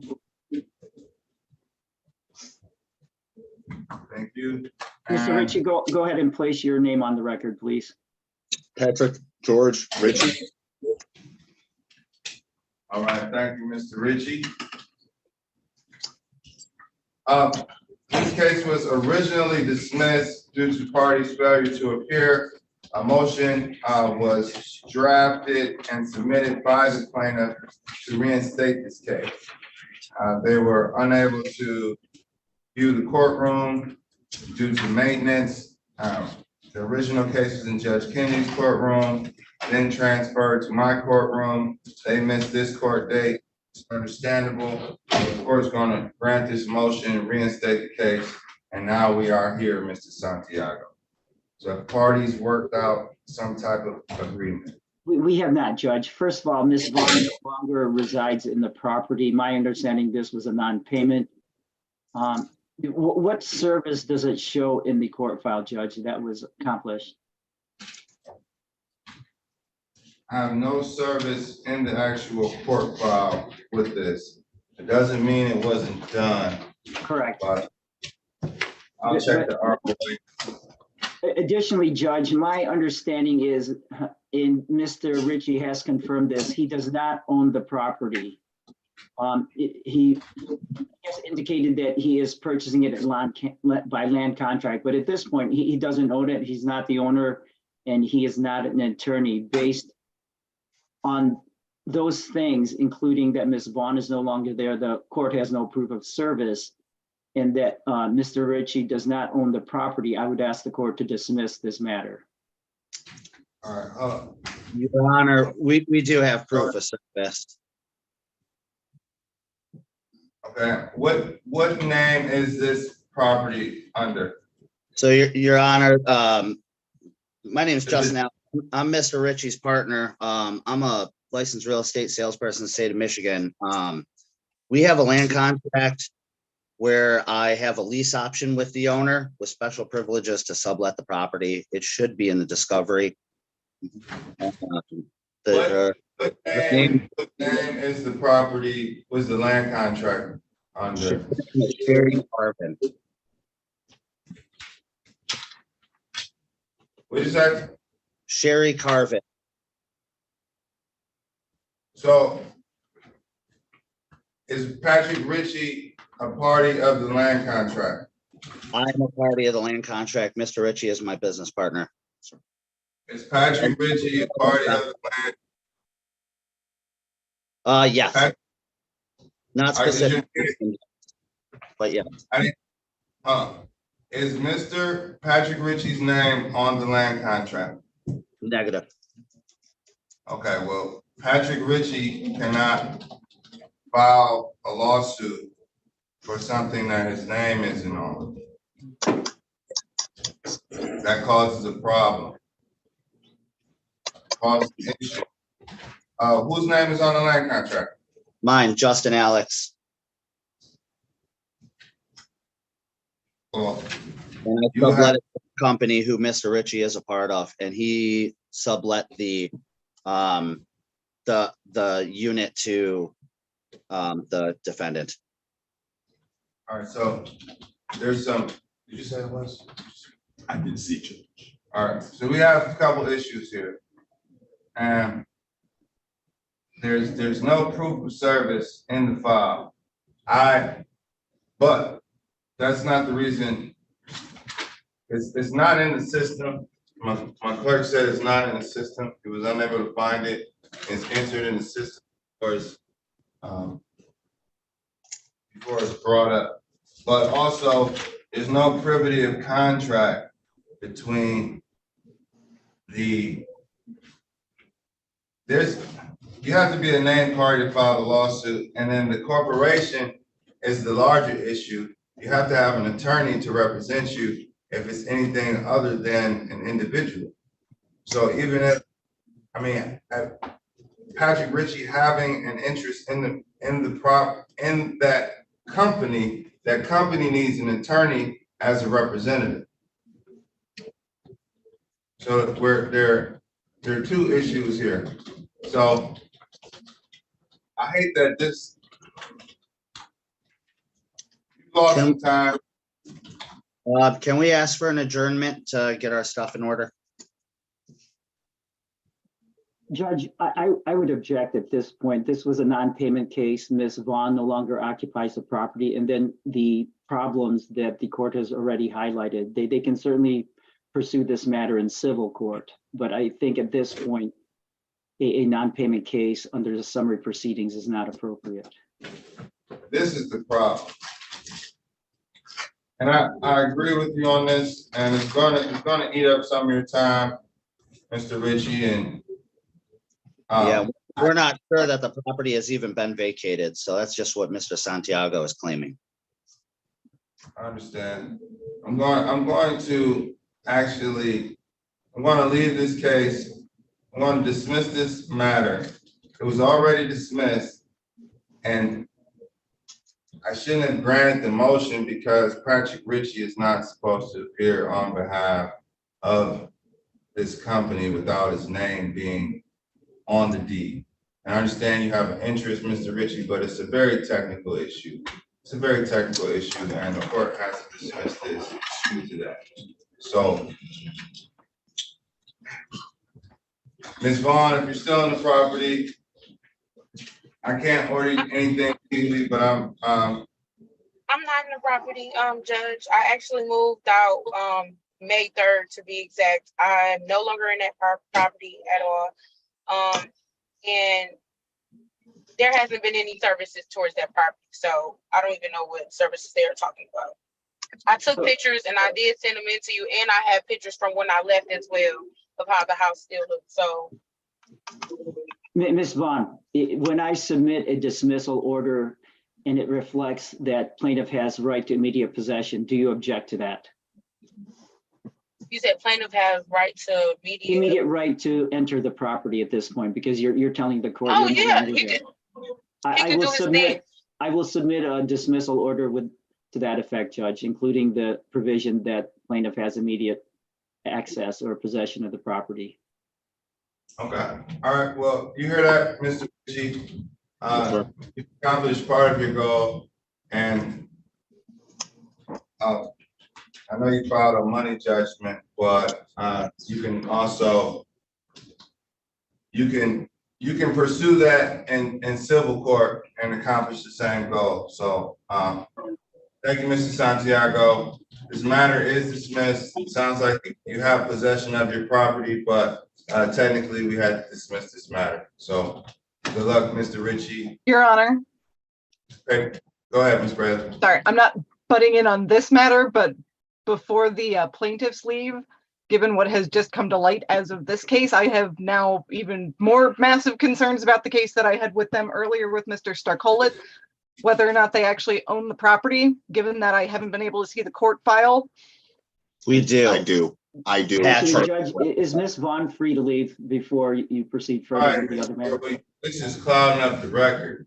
Just, you know, you all are free to leave. This concludes this matter. Thanks, Ms. Judge. Vaughn, I had a question before I left, if it's possible, if I can ask. Why don't we go into a breakout room? Let's hear it first. Let's hear it. I mean, if I can answer, if not, I'll leave it to you, Mr. Santiago. Okay. What do you say, Ms. Vaughn? Okay, so the question is pretty much about this court case. I've tried to pay them. They do not want the money when I tried to pay them the money, but I asked them to just come and fix the problems that was going on. They refused to fix the problem. So why am I still, I don't understand why I still have to go to court with them. If they don't own my house. All right, Ms. Vaughn, talk to Mr. Santiago. This case is dismissed. So the case is done, Fantasia. This frustration may be there, but this is no longer the venue. Thanks, Judge. Ms. Bradley, hold off for a second, please. But feel free to interact with them as much as you want, but Attorney Phillips. Your Honor, I have 3 cases ready for 9 o'clock, beginning with 096. With Mr. Horton. Okay, calling case number 23345096. This is Emerald Springs Apartments versus Shamika Talley and all occupants.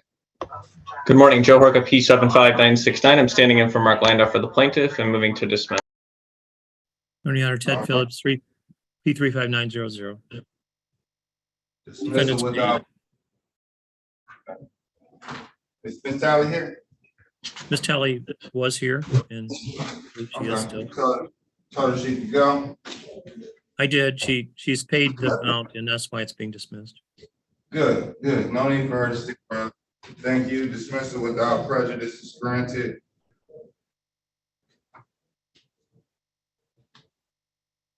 Calling case number 233445956, Fountain Court Consumers versus Sakula Nicks. Yes, Laquella Nicholson here. Laquela, thank you. Good morning, Joe Horka, P75969 on behalf of the plaintiff. Judge, I'm on the record, and Judge McClinton, we are requesting an adjournment on this in the next case. Feel free to proceed without me. Okay.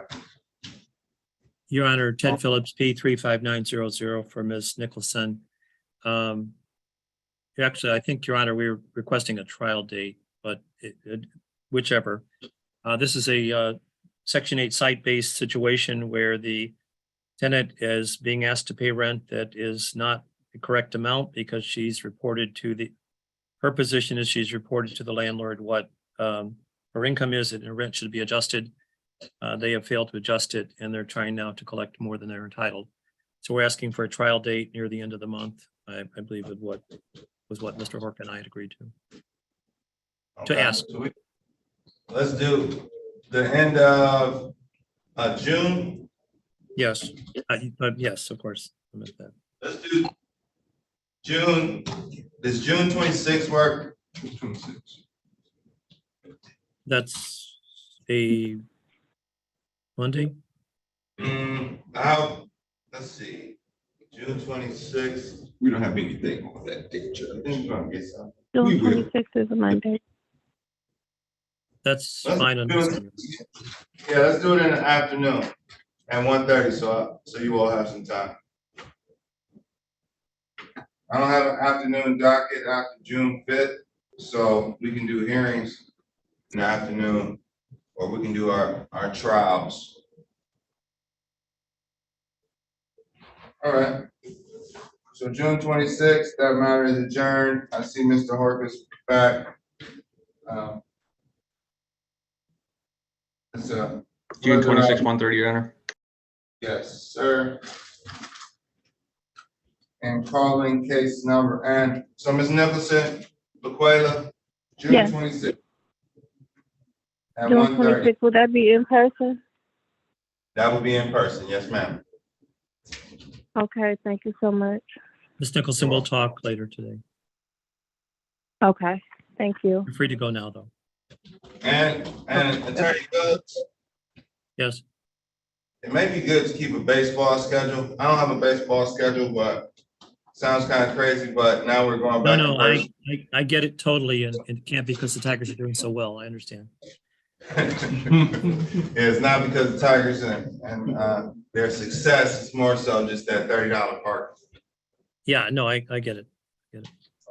It's been an issue since Comerica Park's been built, so. Should have never got rid of DCL, huh? Nope. Got rid of our old office, or displaced us from it, but anyway. The last case is 958. We have. All right, calling case number 23344-958, Fountain Court Consumers versus Angela Manning. Good morning, Honor. Ted Phillips, P35900 for the defendant. Dorcas said he was tied up. This is pretty much identical to the last case. It is the same plaintiff. It is a Section 8 site-based situation. There's an answer been filed in this one as well, and we would be asking for a trial date. Same parties, maybe it could be back to back on the other one. I think so. Let's do June 26th at 2:30. Let's put 2 o'clock, That's fine. just in case we're moving and moving a little faster than scheduled. Thank you, Your Honor. You are welcome.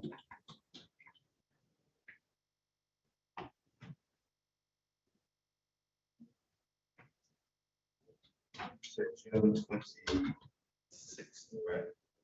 I think, is it the 21st?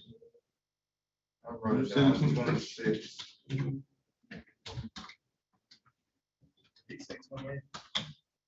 Say again, Judge. June 26th at 2 p.m. Oh, yeah, June 26th is if we didn't have anything, we might have one case on the 27th, which was a Tuesday. Yep. June 26th, Judge. Let's see, 4958. All right. Is Dick Douglas here?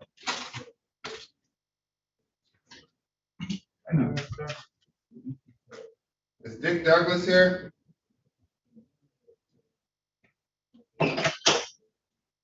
Is Jacob Sullivan here?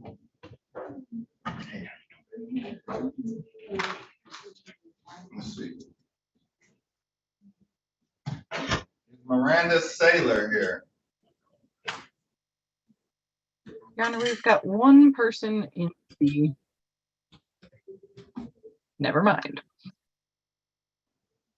Is Miranda Saylor here?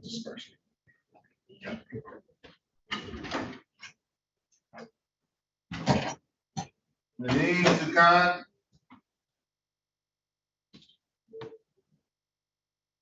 Hassan Abdunur?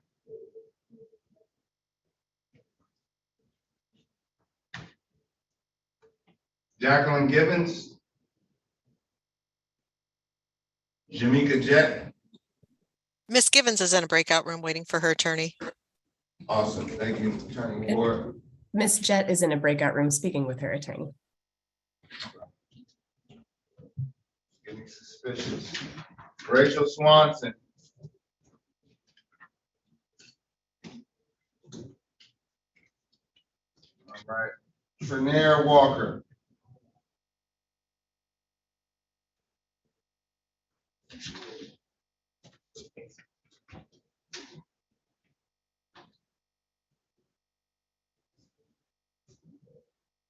Jocelyn Sansom.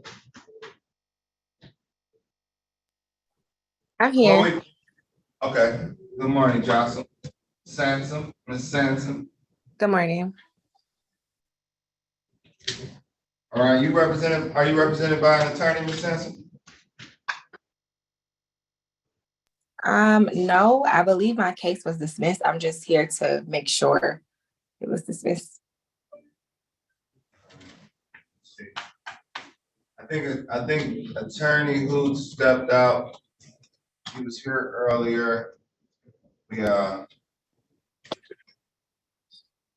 see.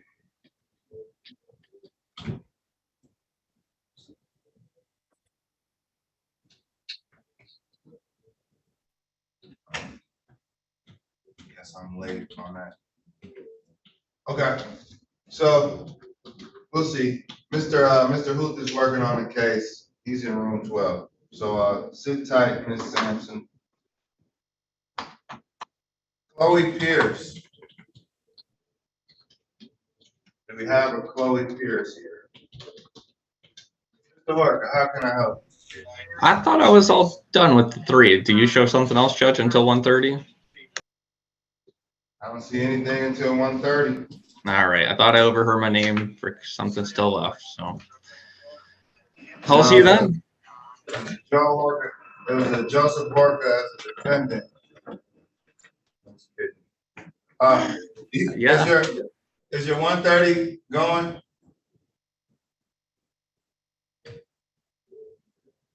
As far as you know, yes.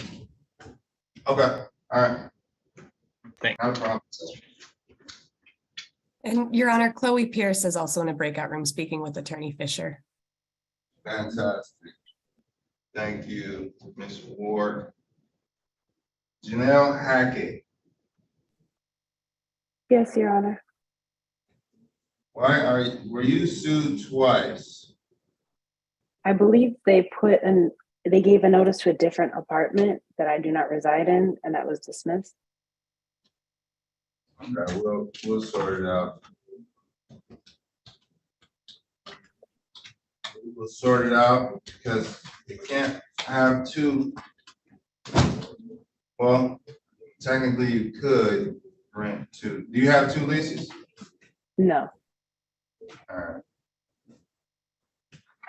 Your Honor, Ms. Hackett is represented by Attorney Bonds with our office, who is currently in a breakout room with Mr. Hughes. That's what it looks like. Okay, thank you. So that's, okay, cool. Ms. Hackett, you're with Attorney Bonds.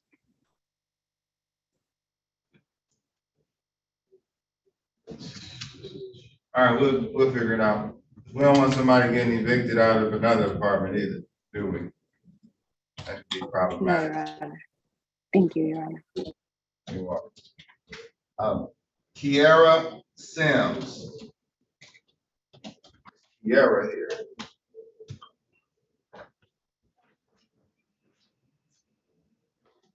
Mia Henderson.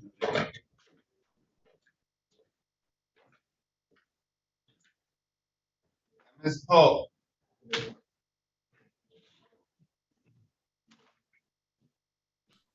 Your Honor, did you say Ms. Polk? Yes, did you speak to Attorney Coleman? Yes, Your Honor, I emailed him a proposal and he's going to confer with his client and then give me an update. He'll return to the courtroom shortly.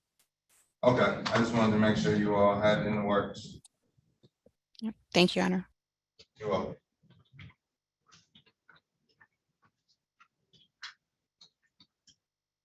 Courtney Wallace. Courtney Wallace. Wallace. Right.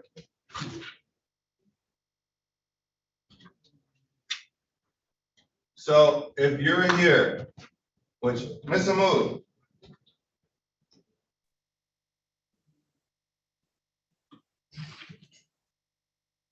Ms. Amoud, I don't see you on the docket for today.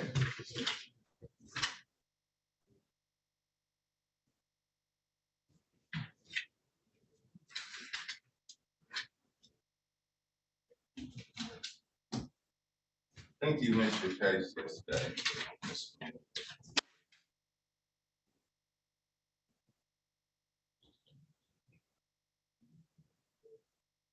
All right, we're gonna take a 10-minute break.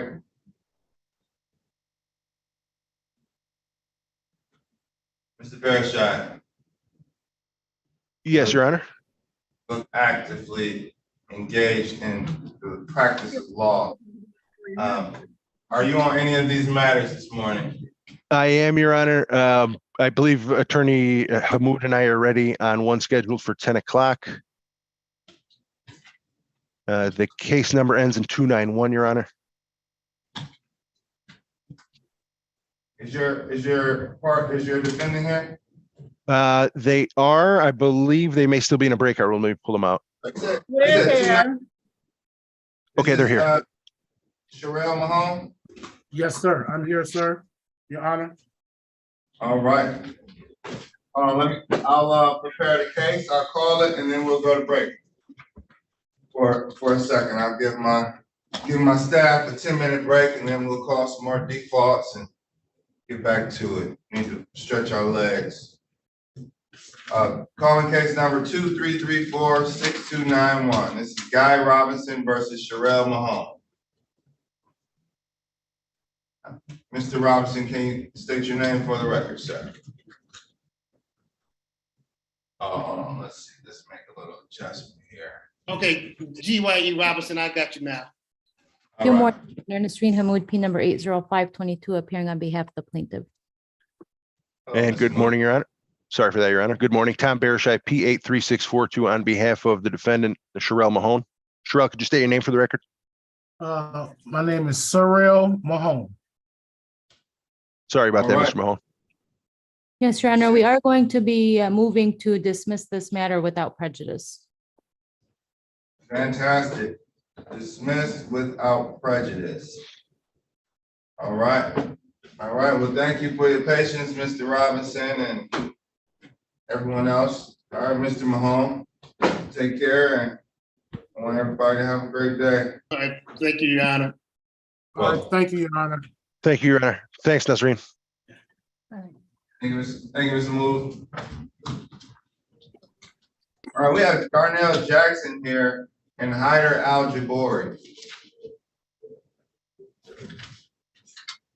Darnell Jackson here? Mr. Robinson, you're free to go. Oh, I'm sorry. No, you're all right. You can stick around if you want to. No, thanks. All right. Darnell Jackson.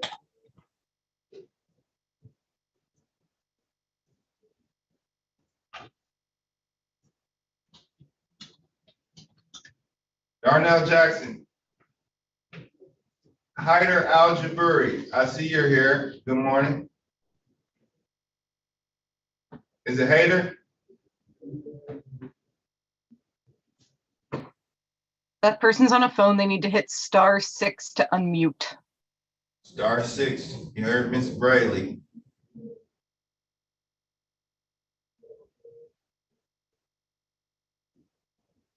Let's see. Hyder Al-Jaburi. Yes, sir. It's Hyder Al-Jaburi. Good morning. Good morning. Is Michael Lewis here? Let's see if Michael Lewis is in the breakout room. All right, and okay. Let me call your case. Calling case number 2334-5261. This is Hyder Al-Jaburi versus Michael Lewis and all occupants. Yes, Hyder Al-Jaburi. Hyder Al-Jaburi. Thank you, Mr. Al-Jaburi. And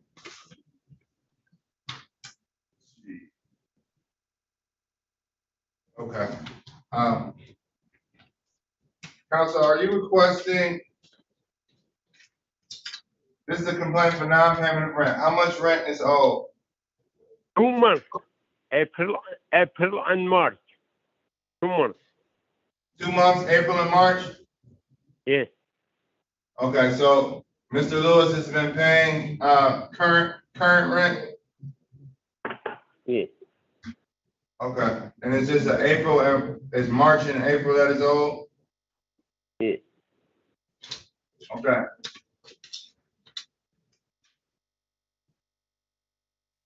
$700. Do you have a late fee? No. No late fee, so it's $1,400? Yes. And plus the court cost and a service fee. Okay, how much was the service fee? It's $40. Okay, I see it says 35 on here. I'm gonna give you 35. No problem. And- 35, 30. Okay. No problem. Okay, and the filing was 55. Yeah. Did you have any other expenses?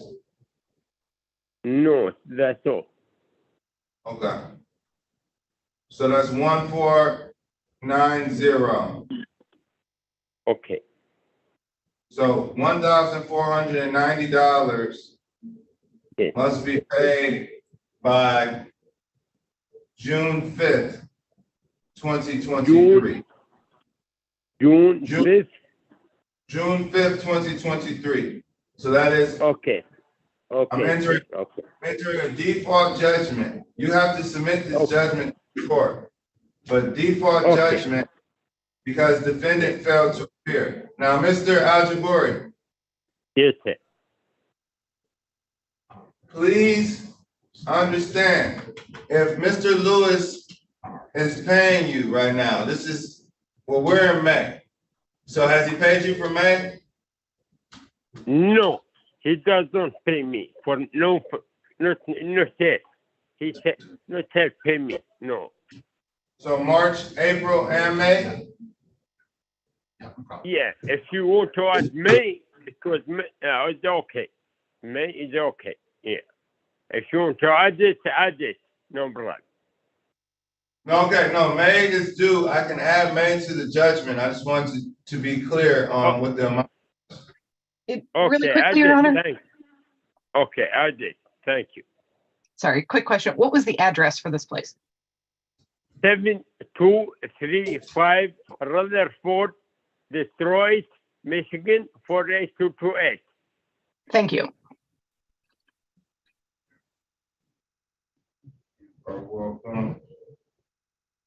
Well, I didn't tell you.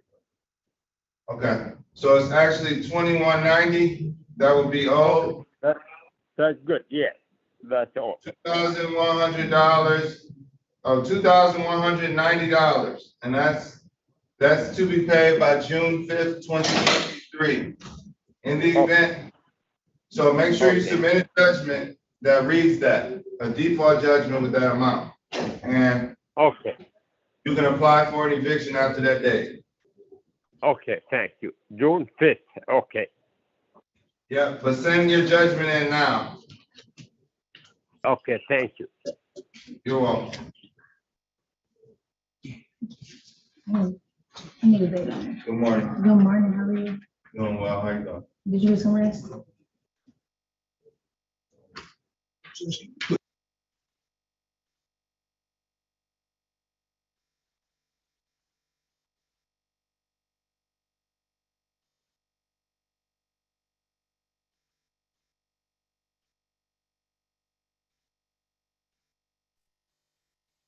Excuse me, Judge, is this a good time for us to? Yes, it is. I'm sorry. Thank you. Yeah. All right, thanks. All right, so 11, we'll be 15. back at 11:40. We'll be back at 11:45 and we'll call whatever's ready.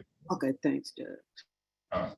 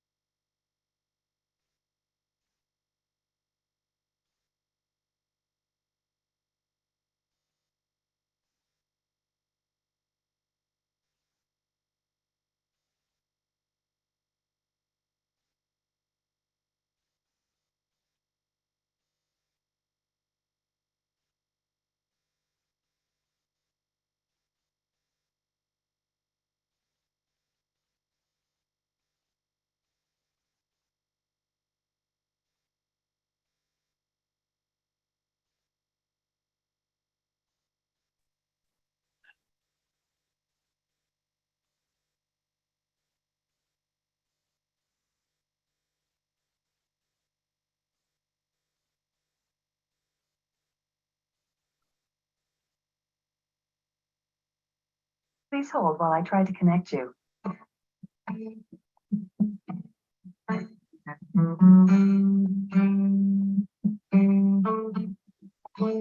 Okay, who let Fred in? Hey, Fred.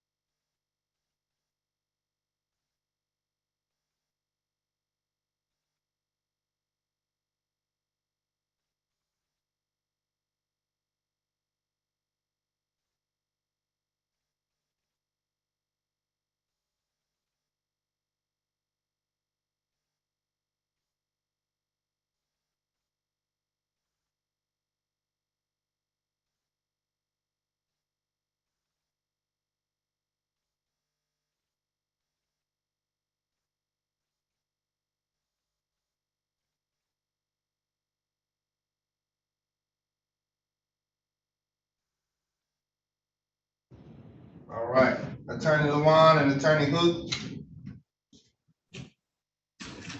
Yes, Your Honor, we are ready on 7109. Right.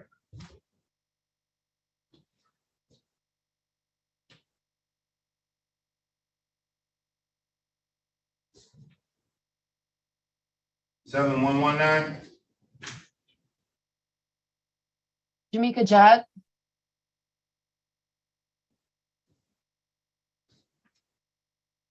Okay. Calling case number 2334-7109. This is Queen Lillian 2 LLC versus Jamaica Jet.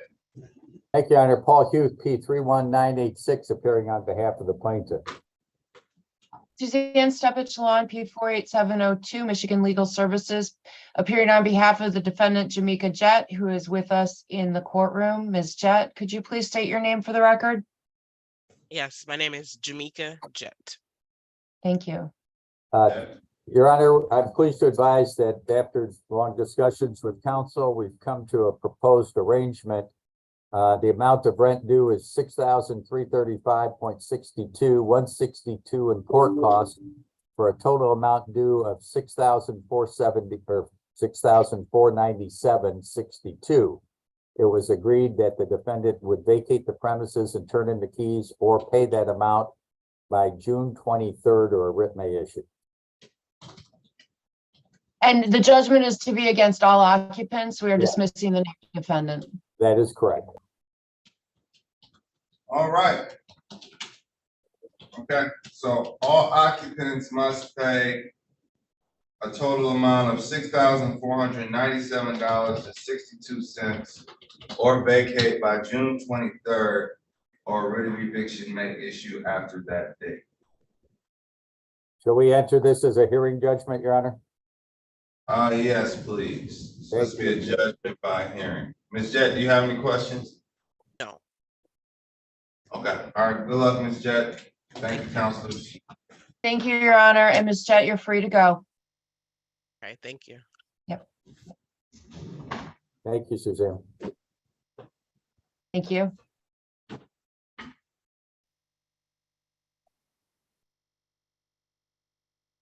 All right, Shimmy, okay.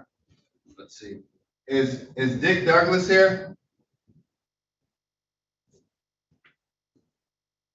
Calling case number 2334-7101, Queen Lillian 2 LLC versus Dick Douglas.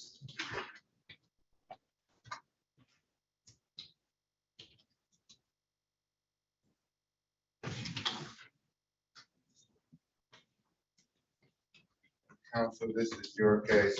My apologies, Judge. Paul Hughes, P 31986, appearing on behalf of the plaintiff. We had asked that Dirk Douglas's case be dismissed without prejudice at plaintiff's request.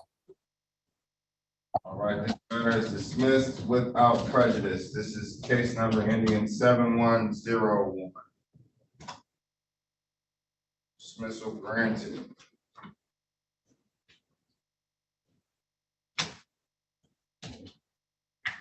Calling case number 2334-7103.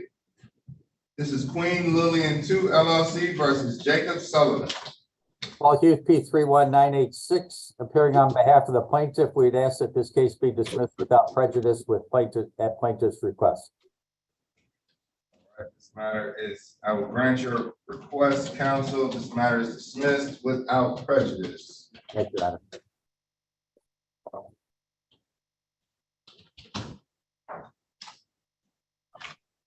All right, calling case number 2334-7104, Queen Lillian 2 LLC versus Miranda Salem.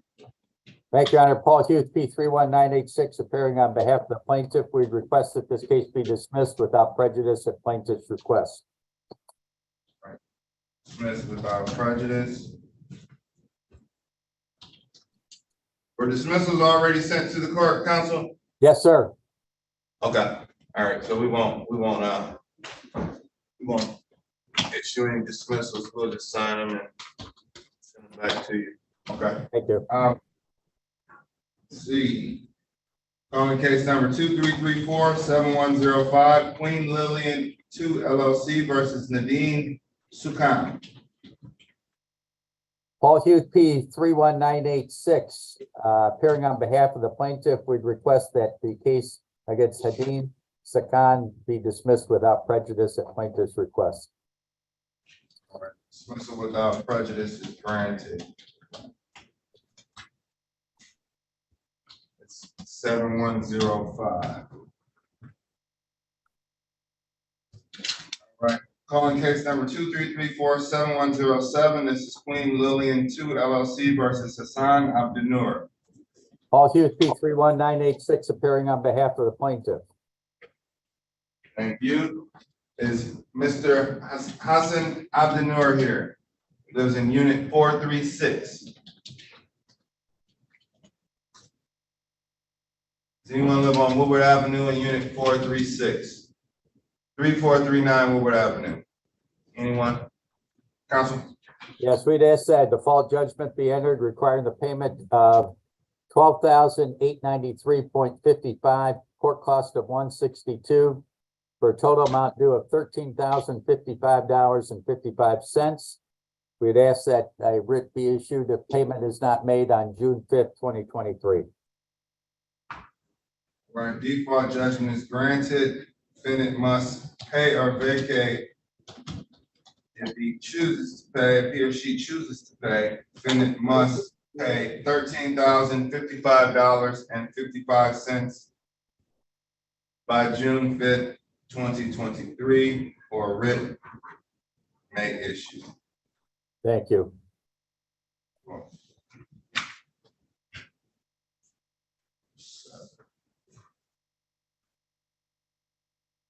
Calling case as Jacqueline Givens. Paul Hughes, P 31986, appearing on behalf of the plaintiff. All right, this is, go ahead. Sorry, I was just going to say that Ms. Givens was here earlier. I'm checking the breakout rooms for her now. I think she might be represented by one of ours. Okay, let's pass on this matter. I believe Ms. Fisher just said she's in a breakout room with her. Okay. Oh, I take that back. She said she was with Chloe Pierce. Okay, I'll pass this matter and then, because I do have her circled as being here as well. So I talked to somebody and arrived at the terms of a resolution. I think it was Miss Bond, maybe. That was for Miss Hackett and Miss Haley. Okay, sorry. I think it might have been Mr. Barashai. Okay. We'll pass it and then I'm sure we'll figure it out. Yeah, sure. It is Mr. Barashai. Okay. All right, calling case number 2334-7111. This is Queen Lillian 2 LLC versus Rachel Swanson and all occupants. Paul Hughes, P 31986, appearing on behalf of the plaintiff. All right, is Rachel Swanson here? Does anyone reside at 3439 Woodward Avenue, unit 403? Councilman. Yes, Your Honor. This is a non-payment possession only action. The amount of rent is $21,185. Court cost of $162 for a total amount due of $21,347. We'd ask that a default judgment be entered requiring the payment by the 5th of June or a writ may enter. All right, default judgment is granted. $21,347 must be paid by June 5th, or a writ of eviction may issue. Thank you. That's 7111. What judge? Calling case number 2334-7112, Queen Lillian 2 LLC versus Trinaire Walker. Paul Hughes, P 31986, appearing on behalf of the plaintiff. Thank you. Is Trinaire Walker here? Trinaire Walker. Does anyone live in unit 330? on Woodward Avenue. Council.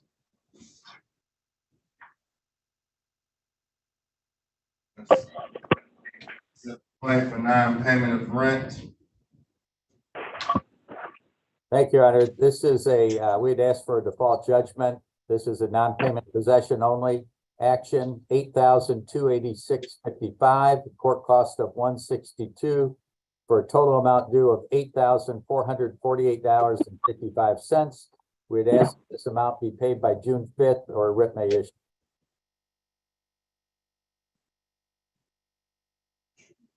Default judgment is granted. Defendant failed to appear twice. $8,448.55 must be paid by June 5th, 2023, or a writ of eviction may issue.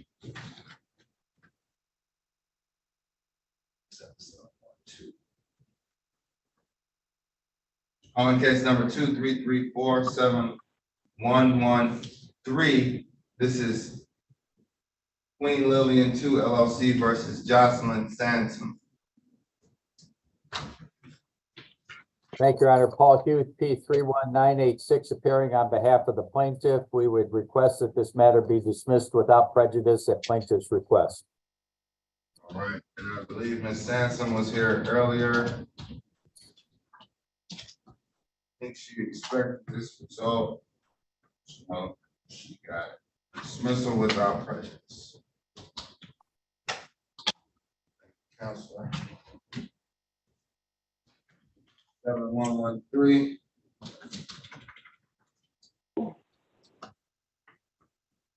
Calling case number 233471114, Queen Lillian 2 LLC versus, is Chloe Pierce still here? Chloe Pierce. This is, Your Honor, this is Janetta Fisher. I represent Chloe Hirsch. I need to talk with Attorney Hutch in the breakout room for a minute, please. We're gonna need an adjournment. Okay. I don't think I'm in a position to grant an adjournment. So once you finish my call, Judge, I can go into a breakout room with Ms. Fisher, but I'm expecting a resolution today. Okay. All right. And Janelle Hackett, our party's ready on Janelle Hackett. Is Ms. Bonds?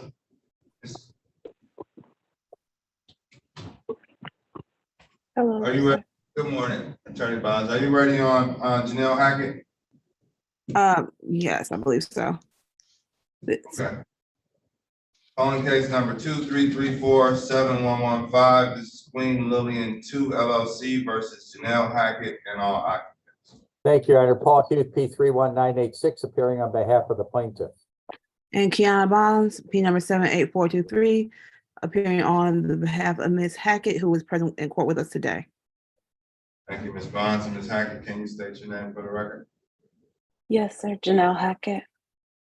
Thank Your you. Honor, I'm pleased to advise after consultation with counsel, we've arrived at the terms of a proposed consent judgment. The judgment will be against occupants only, not the named defendant. The amount of rent due is $4,559, court cost of $162, for a total amount due of $4,721.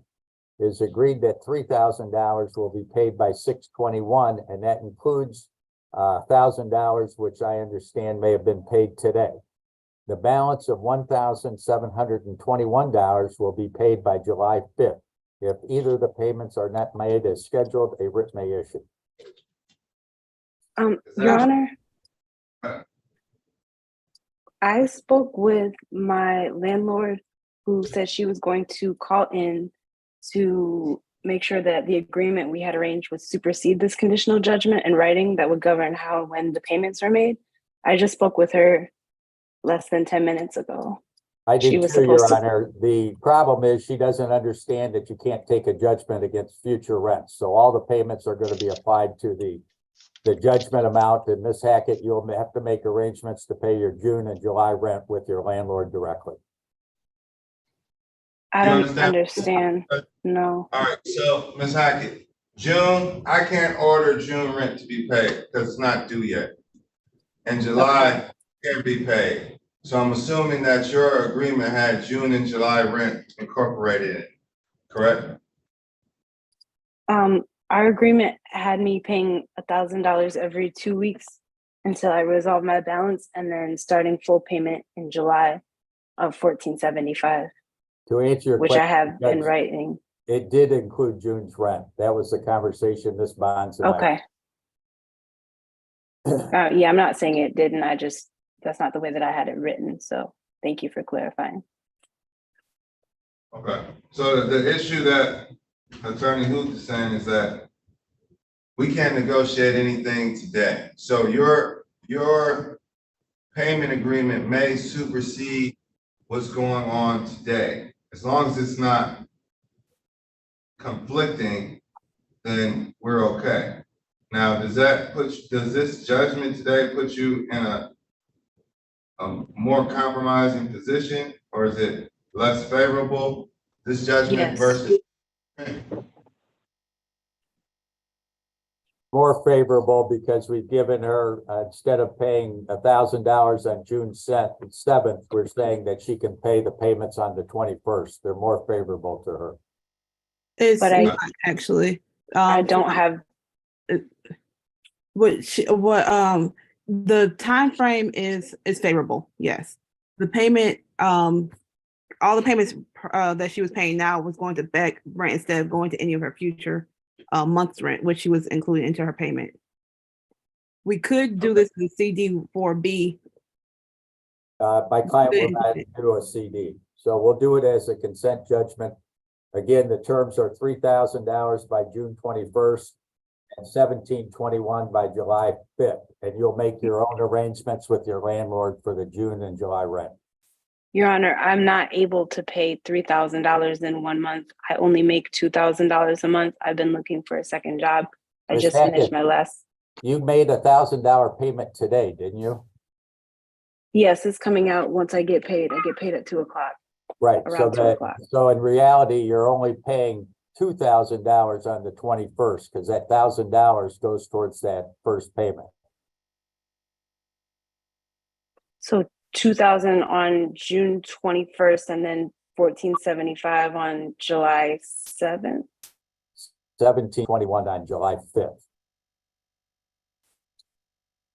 But I won't have $1,700 on July 5th because I only get paid $1,000 every 2 checks.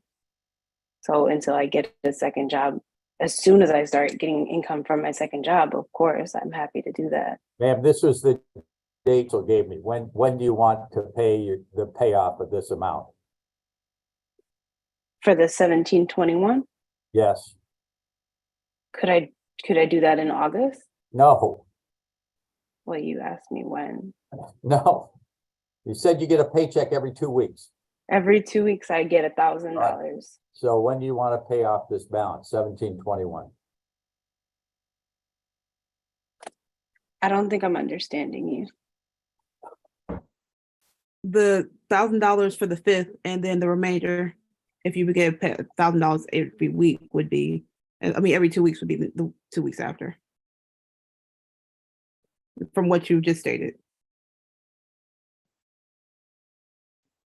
I'm sorry. I'm genuinely not understanding. So I'm paying $1,000 today, $1,000 every 2 weeks. Oh, ma'am, listen. You're paying I am listening, $1,000 sir. a day. You've agreed to pay $3,000 in total, including your $1,000 a day today by June 21st and the balance by July 5th. Now you're saying that you can't make the July 5th payment of 1721. Give me a date that you can, please. Okay.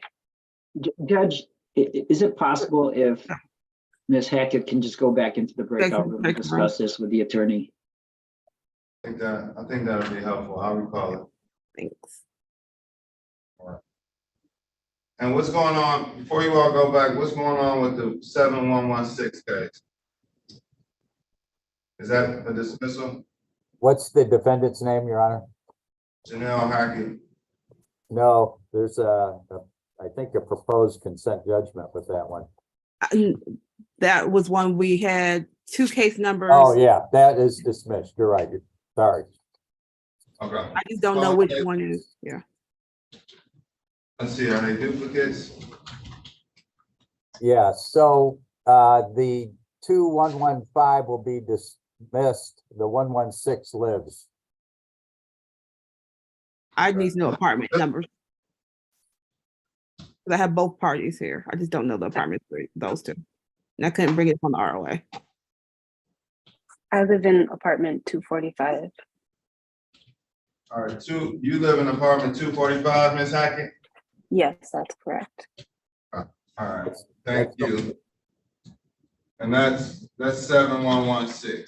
So the matter that is technically on the record right now is 7115. Who lives in unit 249? Are they present right now? Yes, she is. Miss Haley, Erin Haley. And Ms. Haley, can you state your name for the record? Erin Haley. Thank you. And do you reside at on Woodward in unit 249? Yes. Okay. There must be a Scribner's error. Aaron Haley at 249, we still show as an open case. Who's named as the defendant in that case? Janelle Hackett. Yeah, so we'll have to amend the complaint to add Aaron Haley's name as the defendant. I think you just have to, the summons says Janelle Hackett, but the complaint says Aaron Haley. So, Yeah, so we have to, if Aaron Haley is here, perhaps we can go forward with that case. okay, and the notice is, hold on. The notice, 1 second, is actually, the demand for possession is in Aaron Haley's name at unit 249. So the only thing that's incorrect is the summons. All right, and Let's see. Ms. Bond. Aaron Haley's here today. Okay, so we can hear this case. There's no. I was the attorney for record, and I guess we were confused because you were saying that the 116 was dismissed. No, it's not. I've got an open case for Aaron Haley. I was thinking of Wendy Dunson. Right. So if you could talk to Miss Haley and then bring me into the breakout room, we can resolve those matters. All right. Well, Thank you. You're welcome.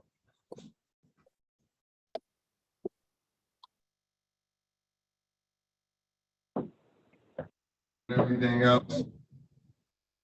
You All have, right.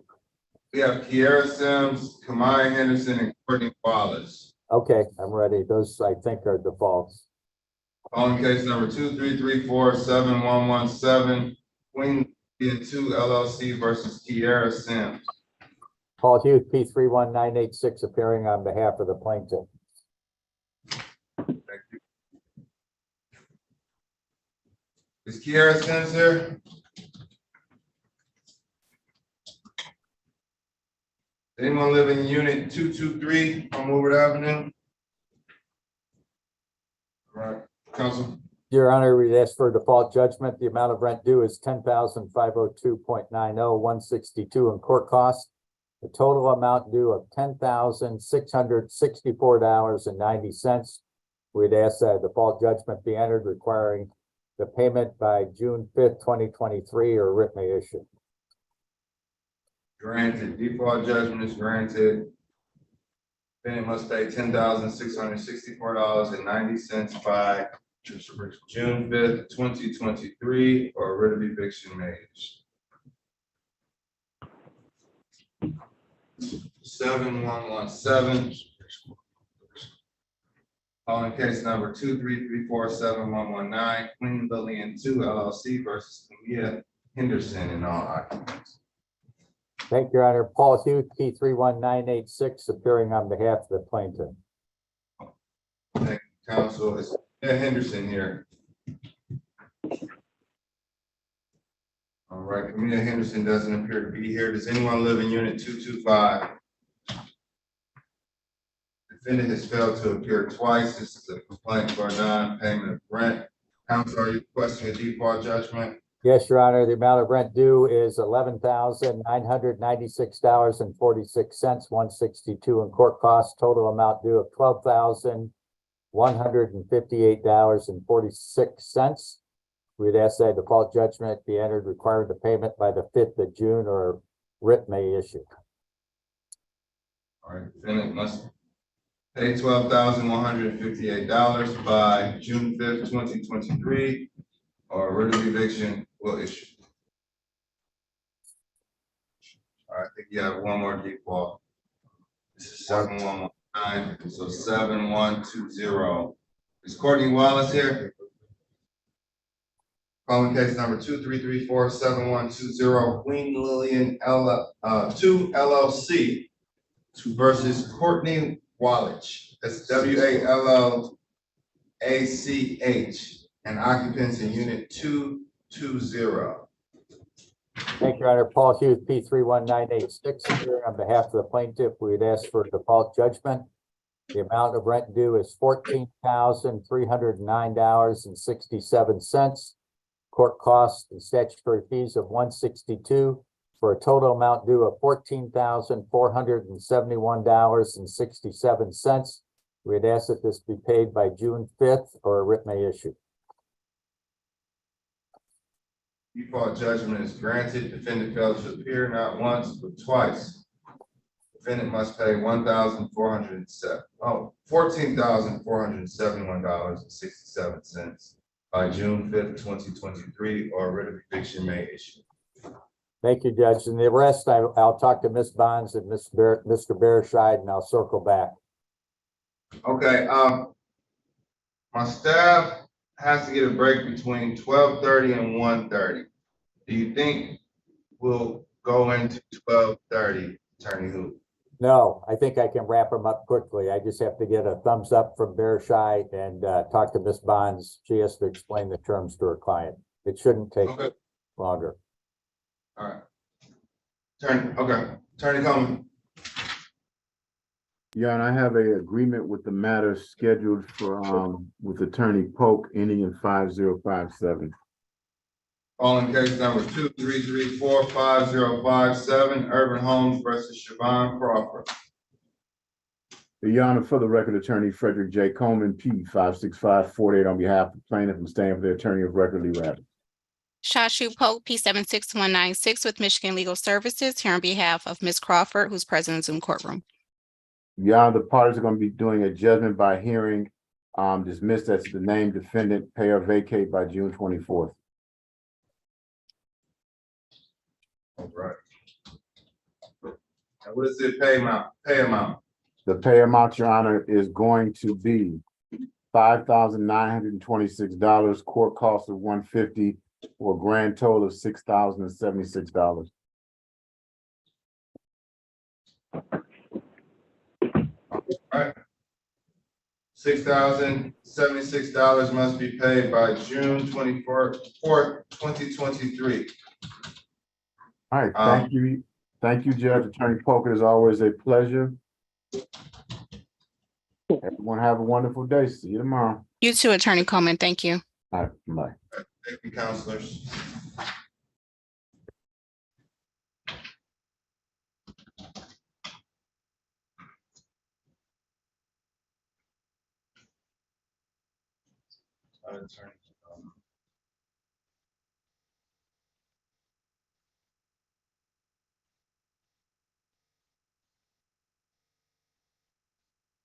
Oh, boy, oh, boy.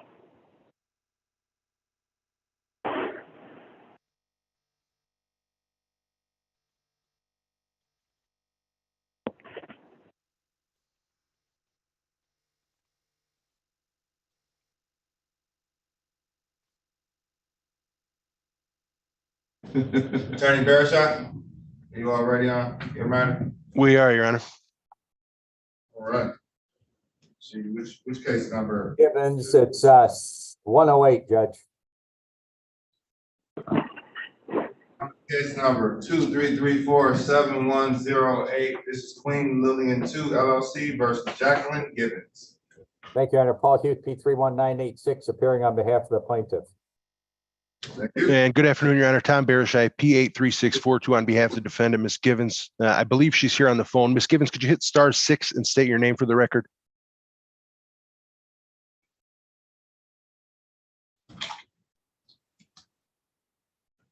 Yep, *6. You might have hit the button. Looks like she hit the red button. Yeah. Yeah, it looks like she dropped off. She has authorized me to resolve the case, Your Honor, and she's agreed to the terms. Your what Honor, are- please Go ahead. advise the court that we have a proposed judgment, $3,417.67, 162 in court costs, for a total amount due of $3,579.76. This would be a judgment against occupants, not the named defendant. It is agreed that this amount will be paid in 2 installments. The first one, $1,500 on June 11th. And the balance, which is $2,079.76 on July 7th. If either payment is missed, the writ may issue. 1,500 is the first payment, and that is due when? June 11th. June 11th. Second payment is on July 7th. birthday, July 7th. All right, and this will be an all occupants judgment. I mean, a hearing judgment against all occupants for $3,579.76 is to be paid in 2 installments, one by June 11th, totaling $1,500, and one by July 7th, totaling $2,079.76. Correct. All right, Mr. Barishaw, anything else? Nope, that's all correct, Your Honor. But because it's a judgment by hearing, do you request that both parties sign, or is it enough that Attorney Huth does? It's okay if he just signs. Okay. Paul, just give me a copy when you submit it. Thanks. Will do. Thanks, Tom. That's 7108.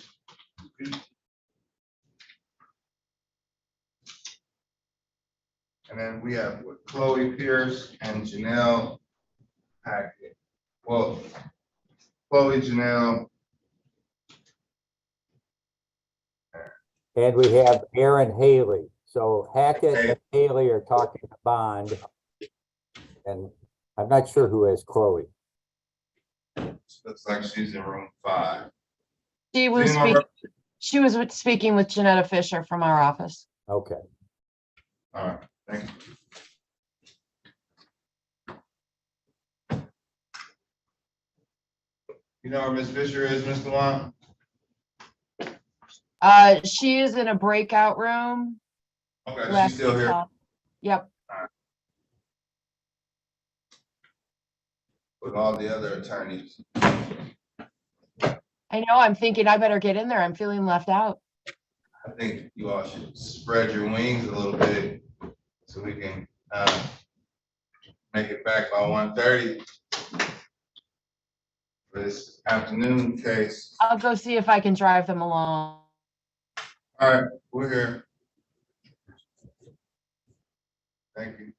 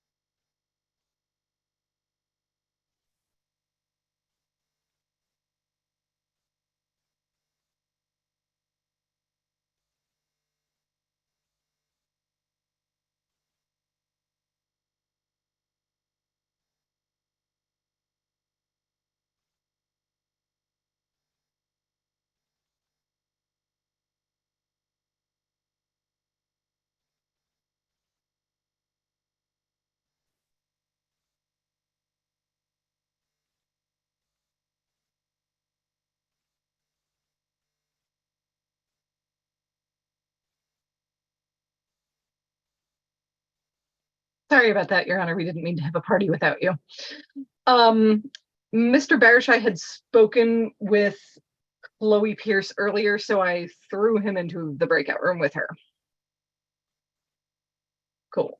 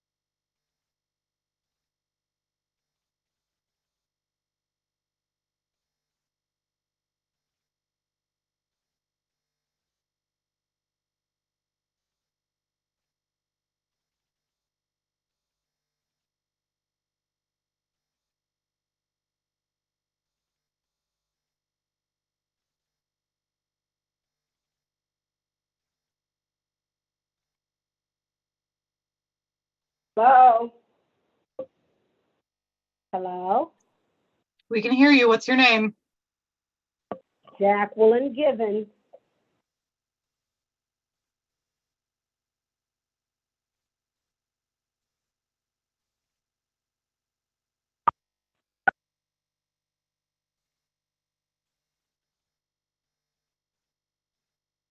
Hello, can you hear me? Yes, yes, Ms. Gibbons, we can hear you. I'm sorry, I'm having terrible connection problems here in the unit where I live at. Terrible, terrible. Okay. Were you just speaking to an attorney? Yeah, looks like you when I lost connection. I'm with Tom Bashir, and it's with Queen Ms. Lillian. Gibbons, we called your case. Mr. Bereshai appeared on your behalf, and we entered the terms. We entered the terms that you all agreed to before you dropped off. You have that? I do, Judge. It was I'll tell you the terms right now. 7108. Okay. Hold on 1 second. To Jacqueline Gibbons on all occupants hearing judgment. So we dismissed your name, dismissed you as a named party, entered a judgment as to all occupants, where you have to pay $1,500 by June 11th and the balance of $2079.77 by July 7th. By July 7th? Yes, ma'am. Okay.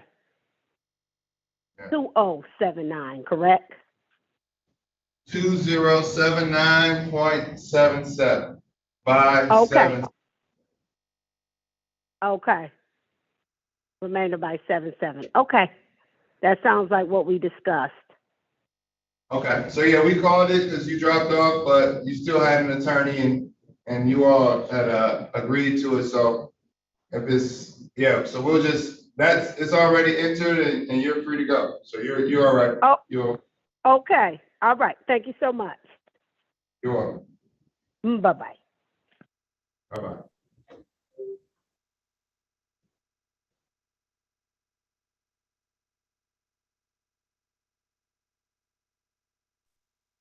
Hello. Hello. All right.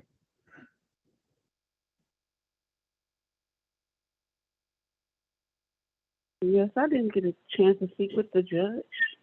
I've been on hold since 9 o'clock. All right. And what's your case now? Mm.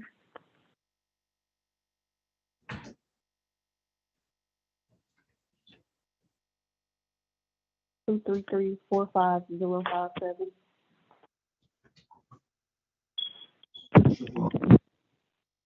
Divine Crawford.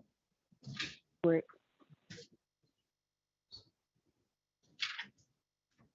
Yeah, that is your name, ma'am? Divine Crawford. Okay. Judge, I see a hearing judgment. There's a hearing judgment that was entered.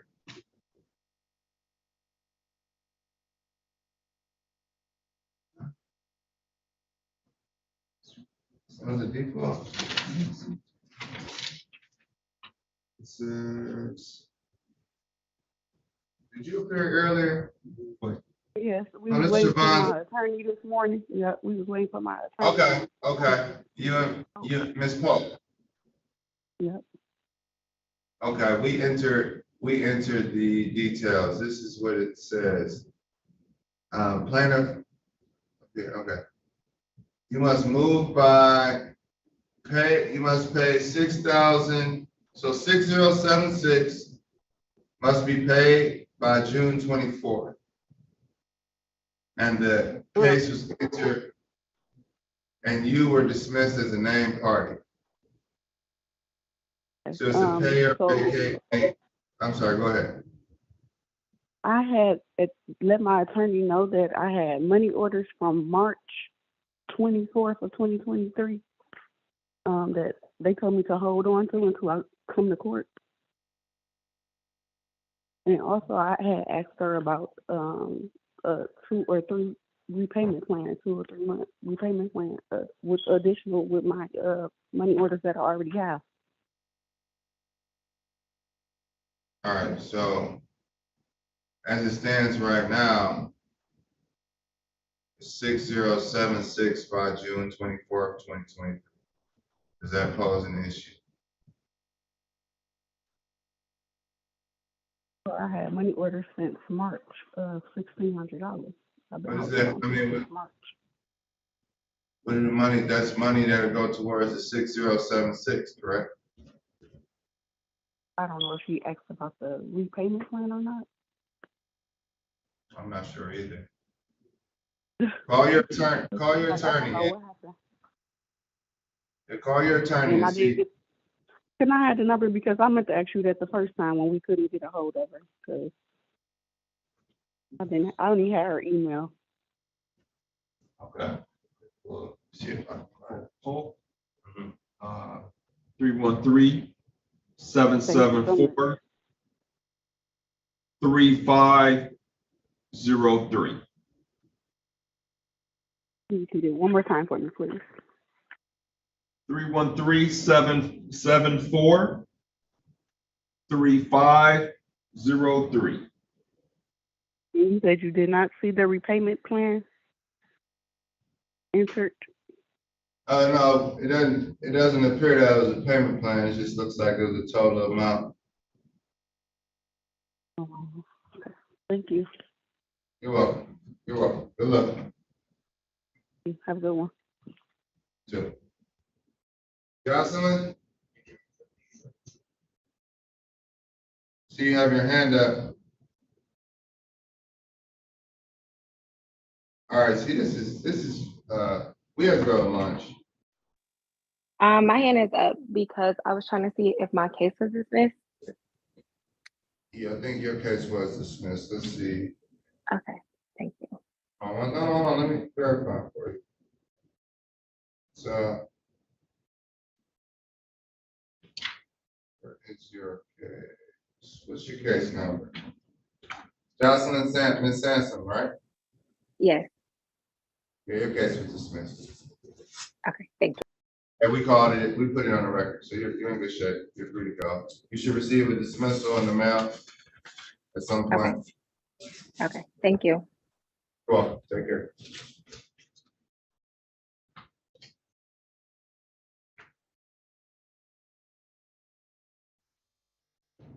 Ms. Davis, Madam Court Reporter, Yes, Your Honor. is it lunchtime? You know it.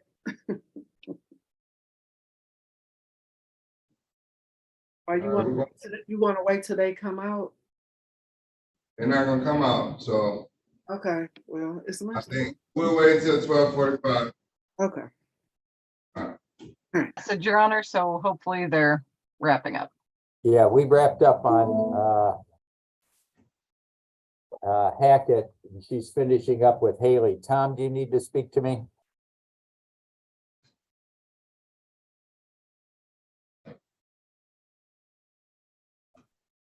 I believe he does. I think so too, but he's not answering. Let me chat him. We have a 1:30 case. Right now we have 50 minutes to do whatever we need to do in lunch. These two are going to be wrapped up, Haley and Hackett, right? 12:30 count. I'm sorry, Judge, what time? You want? 12:30. But yeah, what time is it? By Yeah. 12:30. Yeah. 12:41. I'm sorry, Judge. Do you want me to come back? I think we're almost done with these. We can put. Let's get it done. Yeah, my apologies. I'm doing my job as fast as I can, as you know. And I have to come back in 50 minutes instead of an hour now. Oh. Well, my staff, really. Yeah, So, no, I get it. It's your call, Judge. You let me know. Tom, do you need to talk to me? Let's just knock it out. Okay. Where's,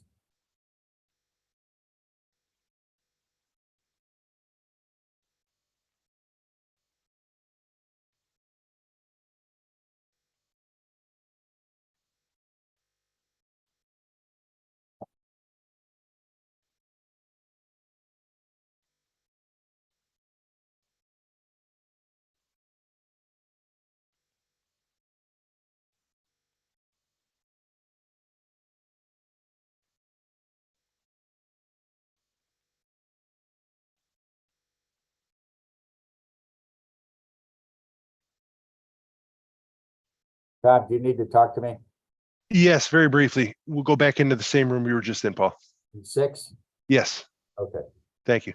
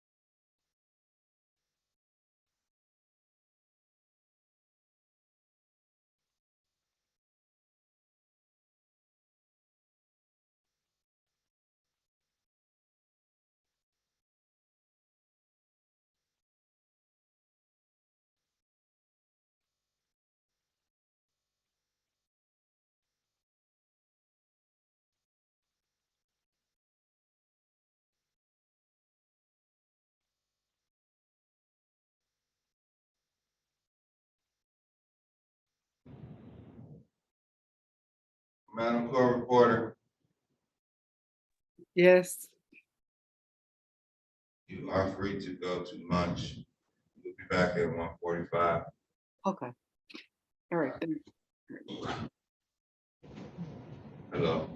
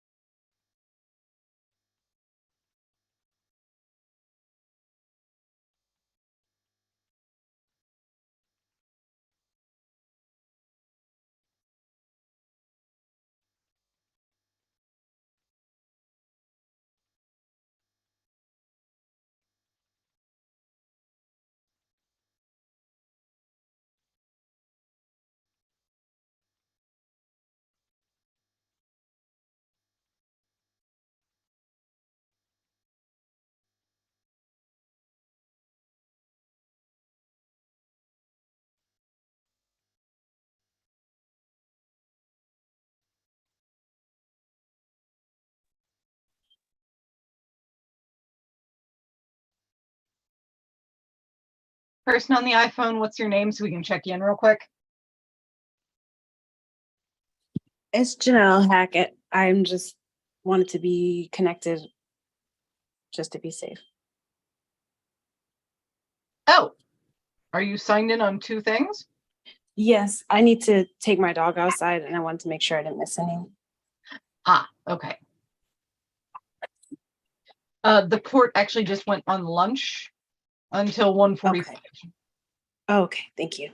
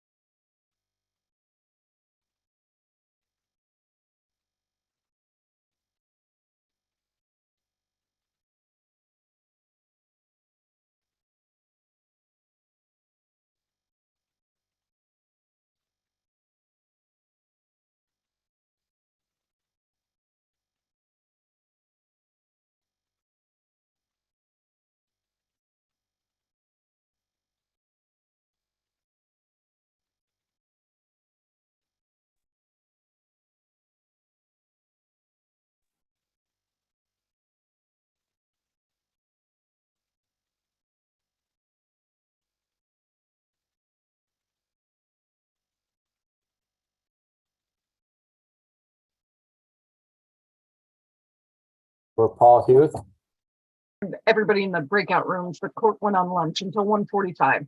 1:45. Oh, okay. I figured.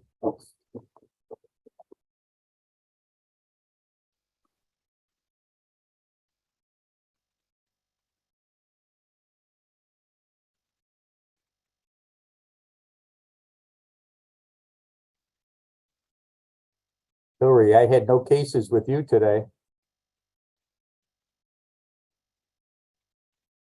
You don't have to talk to. Oh, I know. What's going on? I don't know. You got a lot of cases. Oh, lucky you.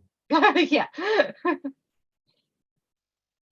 So, yep.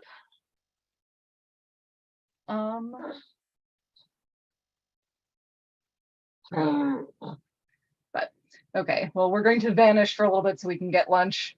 Yep, I don't blame you. Yep, don't forget to mute yourself. Thanks.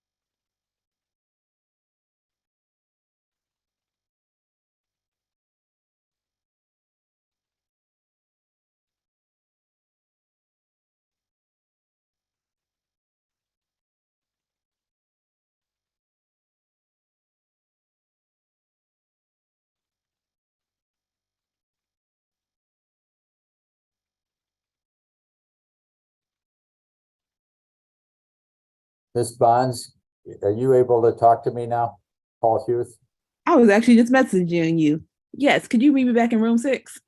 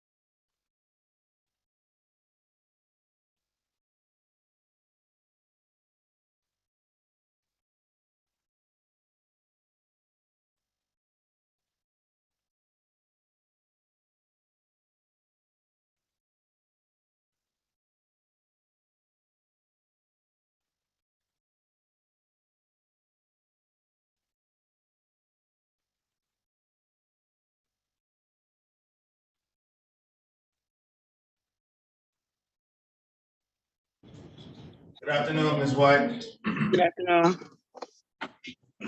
You are the only case on the afternoon docket. You're with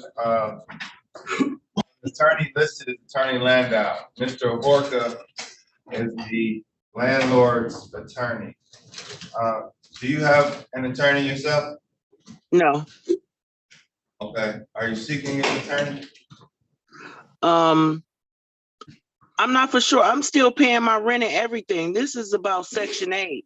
They're waiting on the Section 8 portion payment. So I've been talking to her, the management company and everything, and they just still haven't received it yet. It's a Section 8 thing. It's not really a me thing. So we keep coming to court until they receive this payment for Section 8, but Section 8 was waiting on the ownership change to go through. There's nothing they can do until the ownership change go through, because this house was sold to them. Okay. All right. All right, I'll call your case shortly. And I think Mr. Horka is here. So if he invites you into a breakout room,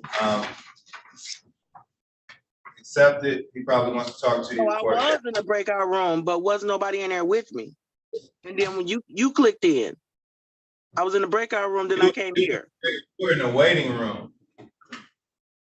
Okay. You were in the waiting room trying to get into court. Now you're in the court. Now we can invite you into a breakout room where you can talk and have a private conversation with Mr. Horka.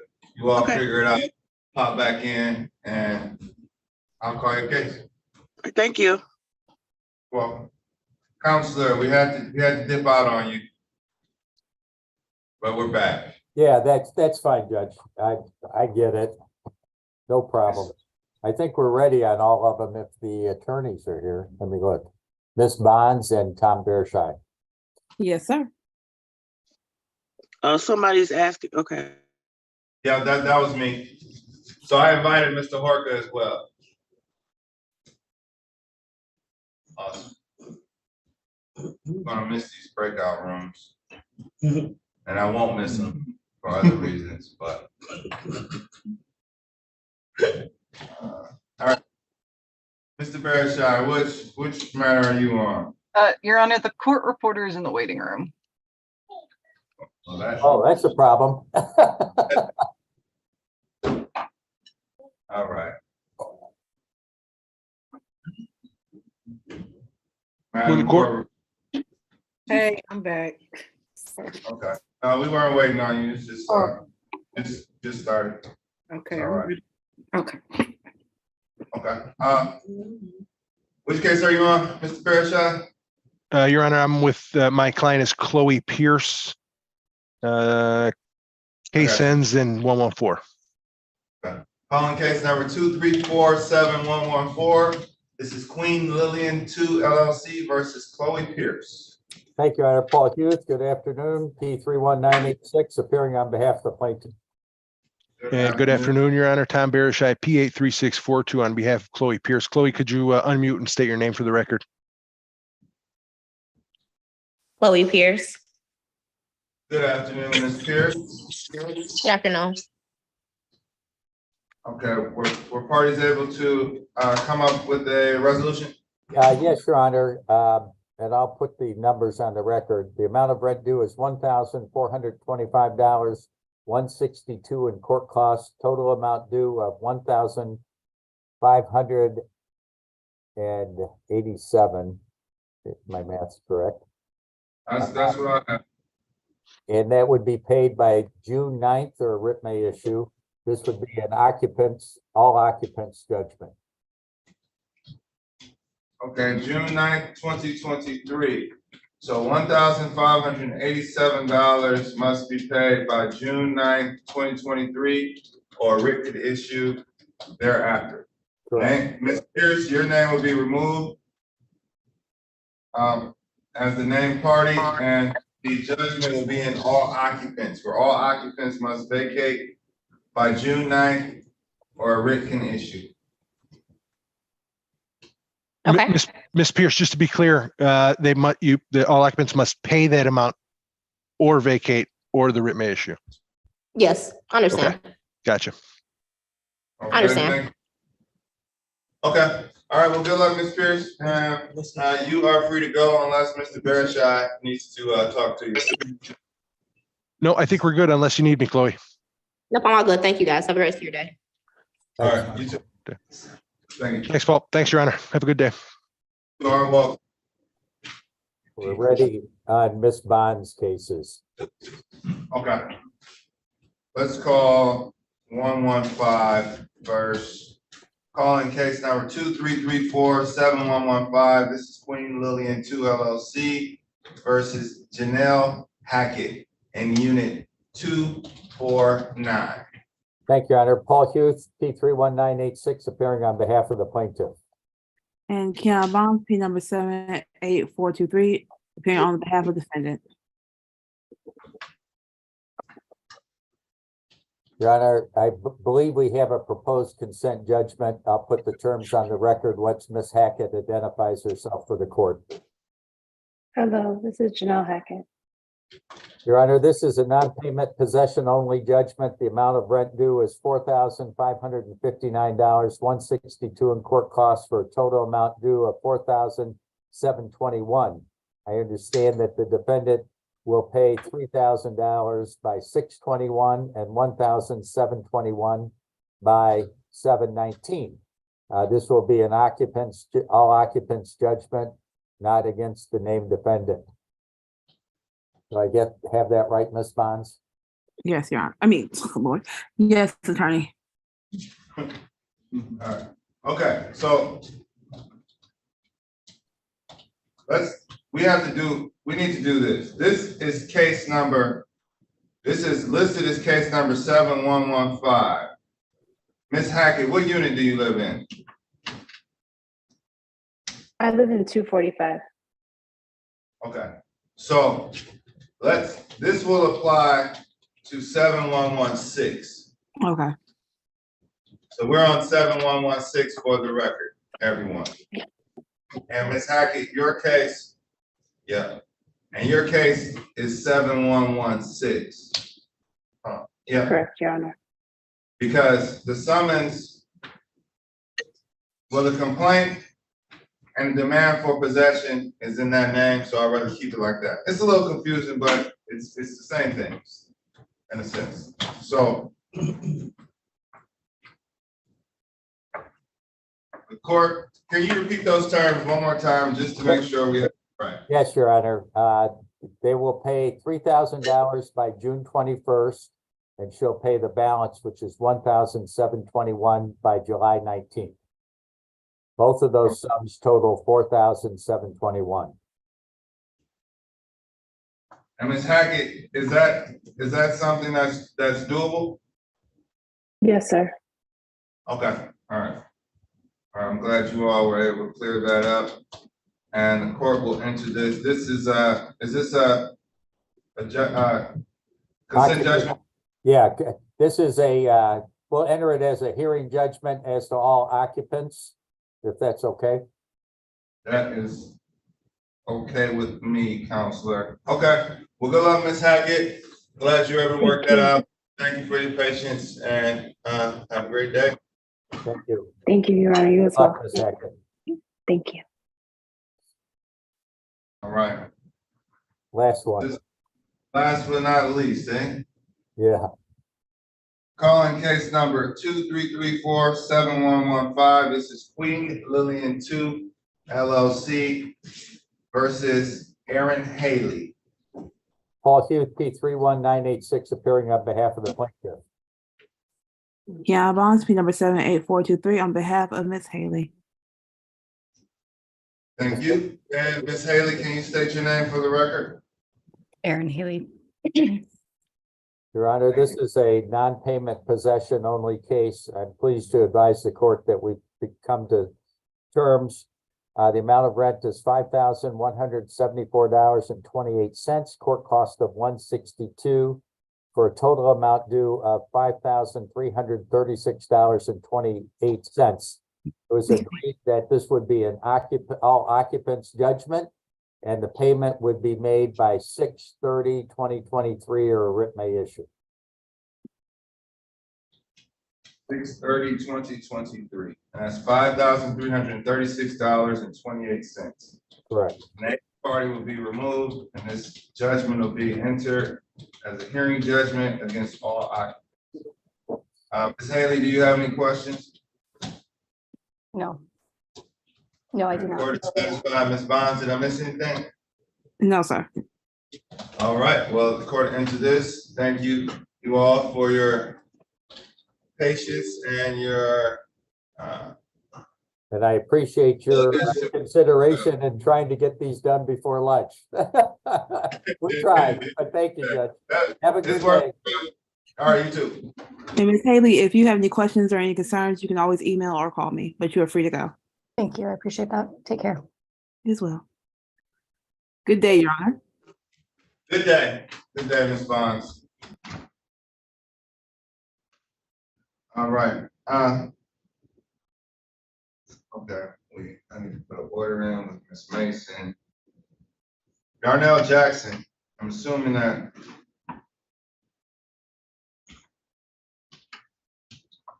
Okay. Calling case number 2334508. This is Darnell Jackson versus all occupants at 2956 Ladybrook. And Darnell Jackson is not here. Looks like, yeah, neither party appeared. No response at the previous hearing. This was adjourned to this date to allow parties to come because they failed to appear at the last hearing. Maybe it wasn't, I don't know why this wasn't dismissed the first time. Gave parties a second shot at the apple. They failed to appear for the third time. Okay, well, maybe their issue is settled. We will never know. This matter is dismissed. That's 085. All right. Parties are talking in the breakout room. Judge, do you know what happened with the 910, the first one on page 2? Oh, I have the file. That was, oh, I'll mute. I'm mute.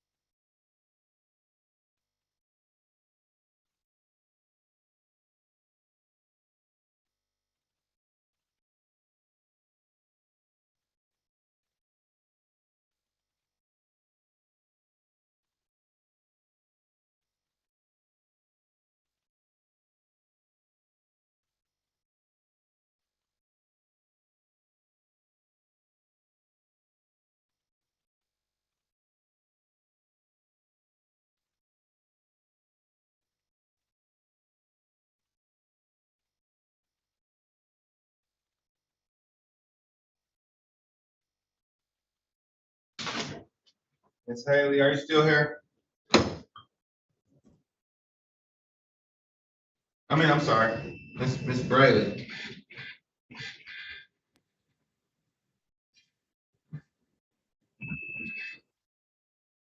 If you have to file a motion on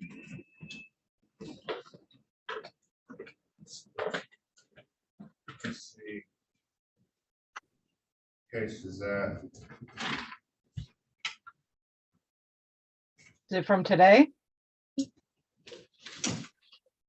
it is. It's our,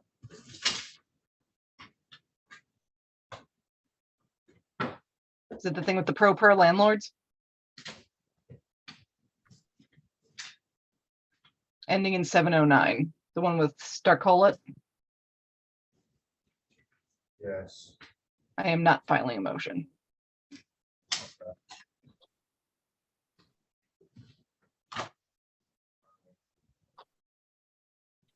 But thank you for asking. Yeah, I was just gonna say, do it sooner rather than later, but that case just bothers me. Yeah. Seeing the case files in person will be helpful. Absolutely. Absolutely. And then having first hearings where I know all the documents are here, because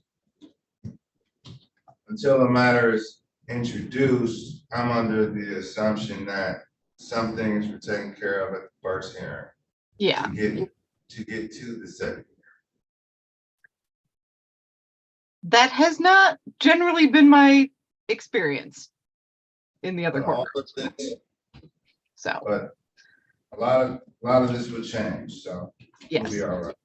And does this mean that you're getting your own first hearings now instead of having them move over? Yeah, June 5th, I'll have first and second hearings. So all, me as well as Judge Millicent. Judge Sherman, excuse me. Yeah, we'll both have first hearings. We only get second hearings right now. Okay. Okay. I have the full picture. Well, that should be helpful. That'll be helpful. We're making do. Doing all right. Yeah. What we have going on, but it can get a little better.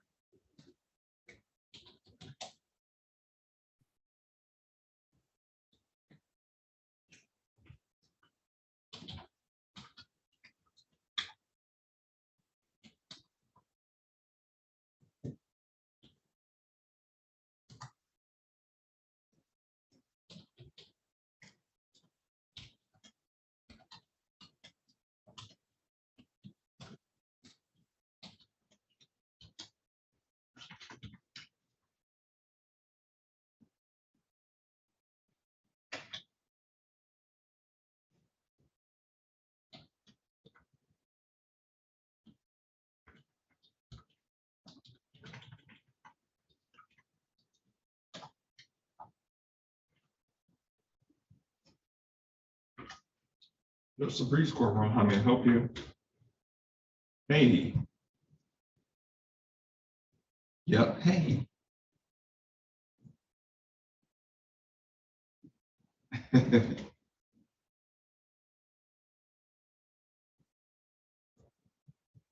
Yes. Sure, yeah, absolutely.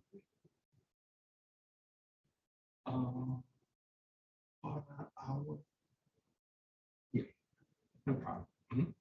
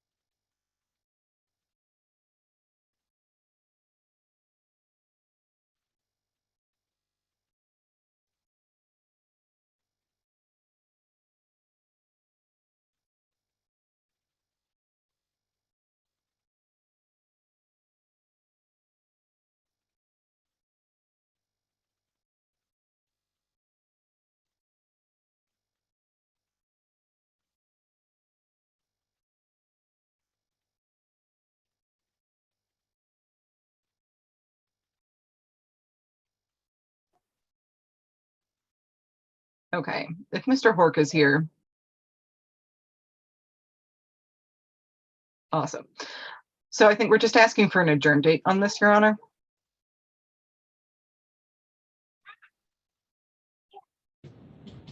All right.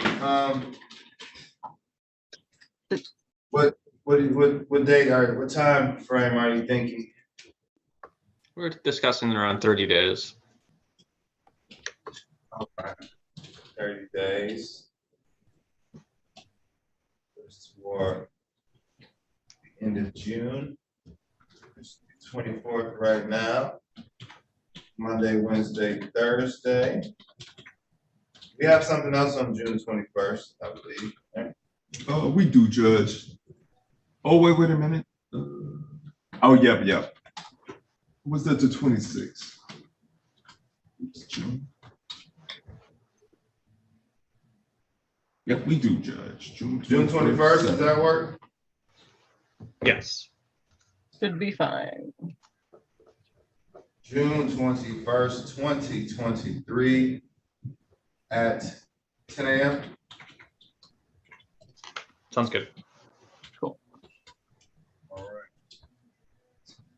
Okay. Okay, you said June 21st at 10 a.m.? 10 a.m. Cool. Okay. Okay, I will go let her know. You recalled the case, right? Recalling case number 233451115, MBA Management Detroit versus Andrea White. I'm not sure. Yeah, that's right. That's why I asked. Joe, did you Good pick this afternoon, one? Joe Horka, P75969. I'm standing in for Mark Lineup at plaintiff. And this is Hillary Brayley to number 82889, appearing on behalf of the defendant, Ms. White, who is currently in a breakout room, but she gave me permission to appear on her behalf. And we all just agreed to an adjourned date to in person on June 21st at 10 a.m. That's right. For the reason of we're still waiting to get an answer on some stuff from Section 8. So. Okay, yeah, this is a good cause adjournment. Section 8 is really the delay in this matter. So we see no reason to punish the defendant. However, we still have to hear this case at some point. So June 21st is the day. Cool. Thank you. Okay, thank you. Thank you, Mr. Horka. Pleasure as always. All right, who we have? What law clerks? Thank you, Mr. Horka. Ah, yes. Let me see, let me talk to these law clerks. Good afternoon, Your Honor. Good afternoon. How are you doing? Curtis? Yep. All right. And what school are you I attending? go to Wayne State University. The Wayne State University. Hey. All right. What year? Alma mater as well. Just finished my second year. Okay. So are you full-time for the summer? Yep. Welcome. I don't work for Michigan Legal Services, but you'll see a lot of me. So welcome to courtroom 436. Thank you. I appreciate it. Yes, and we'll be helping him appear on the record at least a couple times, hopefully, over the course of the summer. So that'll be fun. You'll get a rhythm and understand what's going on and get a better understanding for civil procedure doing it, or maybe not, actually. Well, I'm looking forward to it nonetheless. I mean, we get certain issues that are bigger than others. So, I mean, like certain stuff is more critical. Certain rules have greater impacts. So you get a feel of what's important in landlord-tenant, and then you may switch over to criminal or some other civil docket at some point, and you'll see what's important in those dockets. And you know, we're not doing advice of rights, but we're making sure proofs of services and deeds are in and stuff, you know, and making sure people have that standing to file. So you'll get a hang of things and ask questions. Yeah, for sure. One quick question. So I was just putting in for the notes for the last case, You said June 21st is when the next hearing is? Yep, 10 a.m. June 21st at 10 a.m. Yeah. 10 a.m. Okay. And then the notes for this hearing was again a little bit. Yeah, and I can send you a message in the chat too. Okay. Because I think we're still on YouTube.